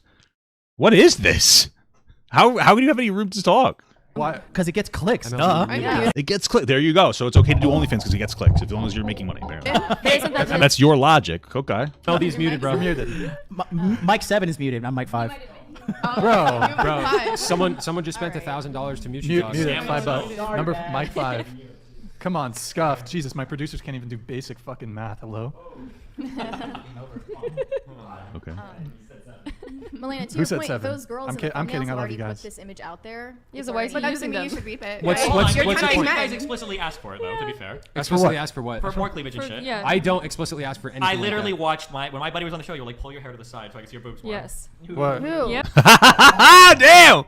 They're trying to use that's just what they look like defense, and then they even tell them to fluff out their tits. Incredible stuff. He Not did me. that. Not a very god. I don't remember where me. in Matthew, Mark, Luke, and John does Jesus say? Brian is not a moralist. He's an everyman. I'm an everyman. You're an Brian- everyman. so He's getting the clickbaits. Brian doesn't claim to be a Christian. He just Yeah, but you're all. This is all. I believe these two are part of the pod. These three, 1, 2, 3, are consistently part of this podcast. It is their podcast. You are co-signing and saying that this is okay for the behavior. So it doesn't matter what he is. He's not the only person. I'm assuming on the podcast. Welcome to the. Let's see. Maybe I'm wrong. Okay, maybe I'm wrong. Maybe it's just him. I thought it was all three of them. My bad. That's just my mistake. It's these two apparently. I see this girl here again. I don't know what's up with her. What is up with her? Welcome to. I guess then he gets to do whatever he wants. Oh, it's just pearly things. Ew, get out of here, smelly. Welcome to the. Interesting. Okay. And we are. Oh wait, he's here frequently, and so is she. I guess that they come on over and over again. Interesting. I wonder how this whole thing works. I actually don't care that much. So, okay. Says he's a man of God. Whatever. I'm just a man of God. You're not acting very godly if you do that, though. Absolutely. You guys are right. Well, if Chase ran the podcast, it wouldn't be like Chase that. is trying to correct. It's true. If it was up to Chase, I don't even know what the thumbnail. Who the fuck is Chase? Women in burqas on the show. You know, we were gonna bring the girl who got. You're gonna bring her back in a burqa? In a burqa. It would be just the eye slit. Just the eye slit. Yeah. Yeah. Bring her back in a niqab where her eyes are covered too. Thank you, Mary, for the defense there. Yeah, I mean, just the thumbnails, like, you know, you gotta do something a little eye catching. You Sounds know. very. Yeah, but if it, and I don't know, but if it goes against you morally, then that means that what you're doing is bad. Like you're criticizing women that do OnlyFans, which is something that he has been doing in this thing, and then you're just taking advantage. You're engaging in sex sells. But like Destiny had said before, is a good point. When the man is making the money from the sexualization, it seems to be fine. But when there's a woman making money from her own sexualization, all of a sudden we have a fucking problem. I'm a man of God, you know. I know what but that's like. I know. I'm a man of God. But then when I stream, I just like lean a little forward, and then the viewers just goes up, leave and it then down. the donuts drops. And look, Farha, you know? look, I was looking out for her like I'm a nice guy, you know. So I was like, she's got OnlyFans. So I was like, look, her fucking titties are obscured. Let me throw her a fucking. Very selfless of you. I'm just I'm a nice guy. You're a very good person. I'm a good guy. I was looking that. out for Farha. Nice job, yeah. Listen. Yeah. Why does he have a Game Boy with him? It's just like sitting over here. Interesting. Can I wingman for her a No. little bit? Destiny, listen. He's just trying to like move the conversation because he knows he's getting owned right now. Do you know her? I had a talk with her after the show, and she told me that she is in love with you. Wow, that's amazing. She said that to me. And listen, I want to facilitate this budding, beautiful We relationship. can all talk later because she was telling me things that Chase was saying about you. He actually. That's cap. The leg shaking and everything that you guys are always Very sitting hot. together. And the that she vibration really- and the, you know, maybe this we can all sound explore under something the together. Destiny right? Is that- sowing seeds of homosexuality on the show. I'm This not is- sowing this new is seeds. type I'm of just molecule. observing the This growth. is- this is okay? cap. And I think there's a lot of growth Don't happening project that- your- Well, that's nice. Yeah, at least he said he has a big penis. Your homo okay. stuff onto this side Maybe of the that's table. why you were walking by literally taking trying to breaks over and groom over this again side of because he the got a face. little excited. Grooming, bro. He's like a There, you know? vampire. Couldn't Well, you handle can't the talk heat. at all. What is a sec? 120 secs. SEK. What's that unit of money? No. Technically. Oh, the Game Boy's a joke because they know Destiny always plays games. You know what I find interesting? What's your deadlift? As you criticize my spelling of situationation, which was intentional. It wasn't supposed to be situation. It was supposed to be situationuation. Why do you know that? Did you watch the whole 5-hour podcast just to rewatch it with me? Always in here calling me a loser. I mean, you're watching a fucking 33-year-old fat guy rewatch something that you watched already. And you've been here you've been critically engaged in here. So, who's a real fucking loser here, okay? Who's a real fucking loser, bro? That's where we're really coming from here, okay? Yeah, that's what the reality is. You had to click on that video that you criticized for my spelling. Watched it. We were. No, Where that's were not. we? That's not who Farha. Farha. That's not who Farha. Farha is. Farha. Yeah. She. Yeah, where are we at? Okay, we have.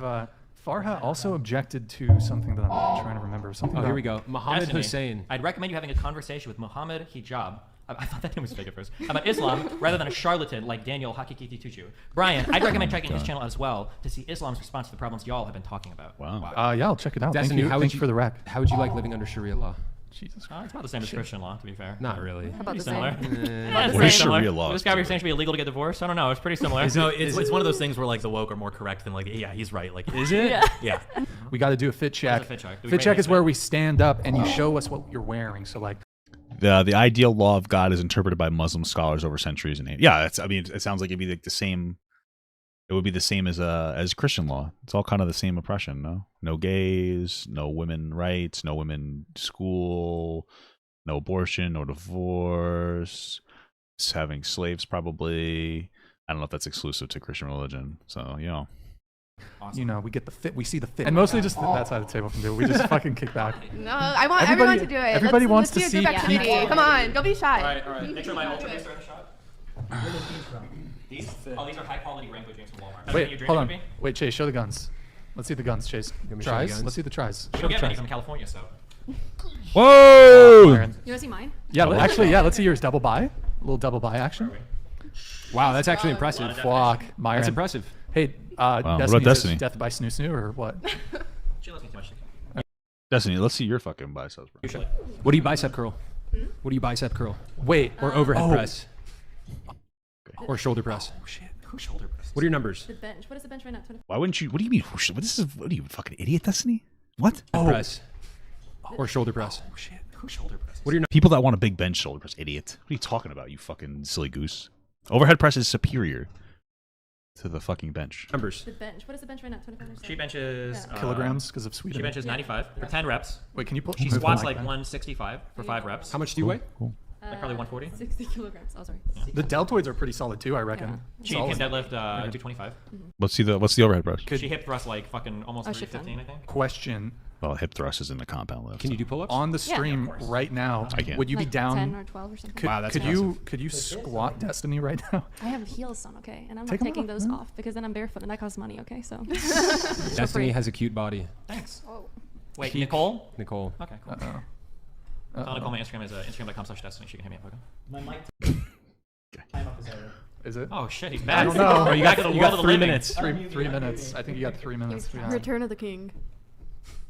Oh my god. Okay. Anyone final thought before we wrap up the show? Christ, I'm tired. MLD's Thank dying you. to get back in. I just wanted to say, okay, it's completely unrelated. You brought up The Witcher 3 earlier, right? You said that the sex scene is The Witcher 3, but it opens up She's really been thinking about that. with Geralt. It opens up with him ass butt naked, with his dick out. I'm sorry. I just wanted to just throw that in there. I just What was the point of that? Why did she bring that up so late? wanted to. I'll check it out later. I love that game. Have you ever played Fable? Whoa! She's trying to riz up Destiny now. That's fucking crazy, dude. I haven't played a lot of RPG stuff because it plays really poorly on stream. People get really bored watching me play that stuff. But yeah. Did you play World of Warcraft? Fuck no. Do I look like a dumbass? You do, bitch. I haven't been playing WoW. I did actually during this segment, but it's just boring to me now. Nothing's really appealing to me. I got fucking ganked again in Albion Online. Lost all my gear twice in the same fucking stream. Just getting upset. I invested like 80 hours into that game over the past 2 weeks, so I'm really into it, but I just keep getting my fucking asshole dumpstered. Bro, World of Warcraft. I'm personally attacked right now. Like, I am hurt, I played bro. like Fallout 3. Except that times 4. What were you saying? Let's go around with Closing thoughts on the discussion? Get your final super chats in. This was really nice, was actually. actually I'm very nice. happy. I feel really good. Yeah, this is really I'm nice. hungry. I gotta piss. All right, cool video. Cool stuff. Cool stuff. That's it.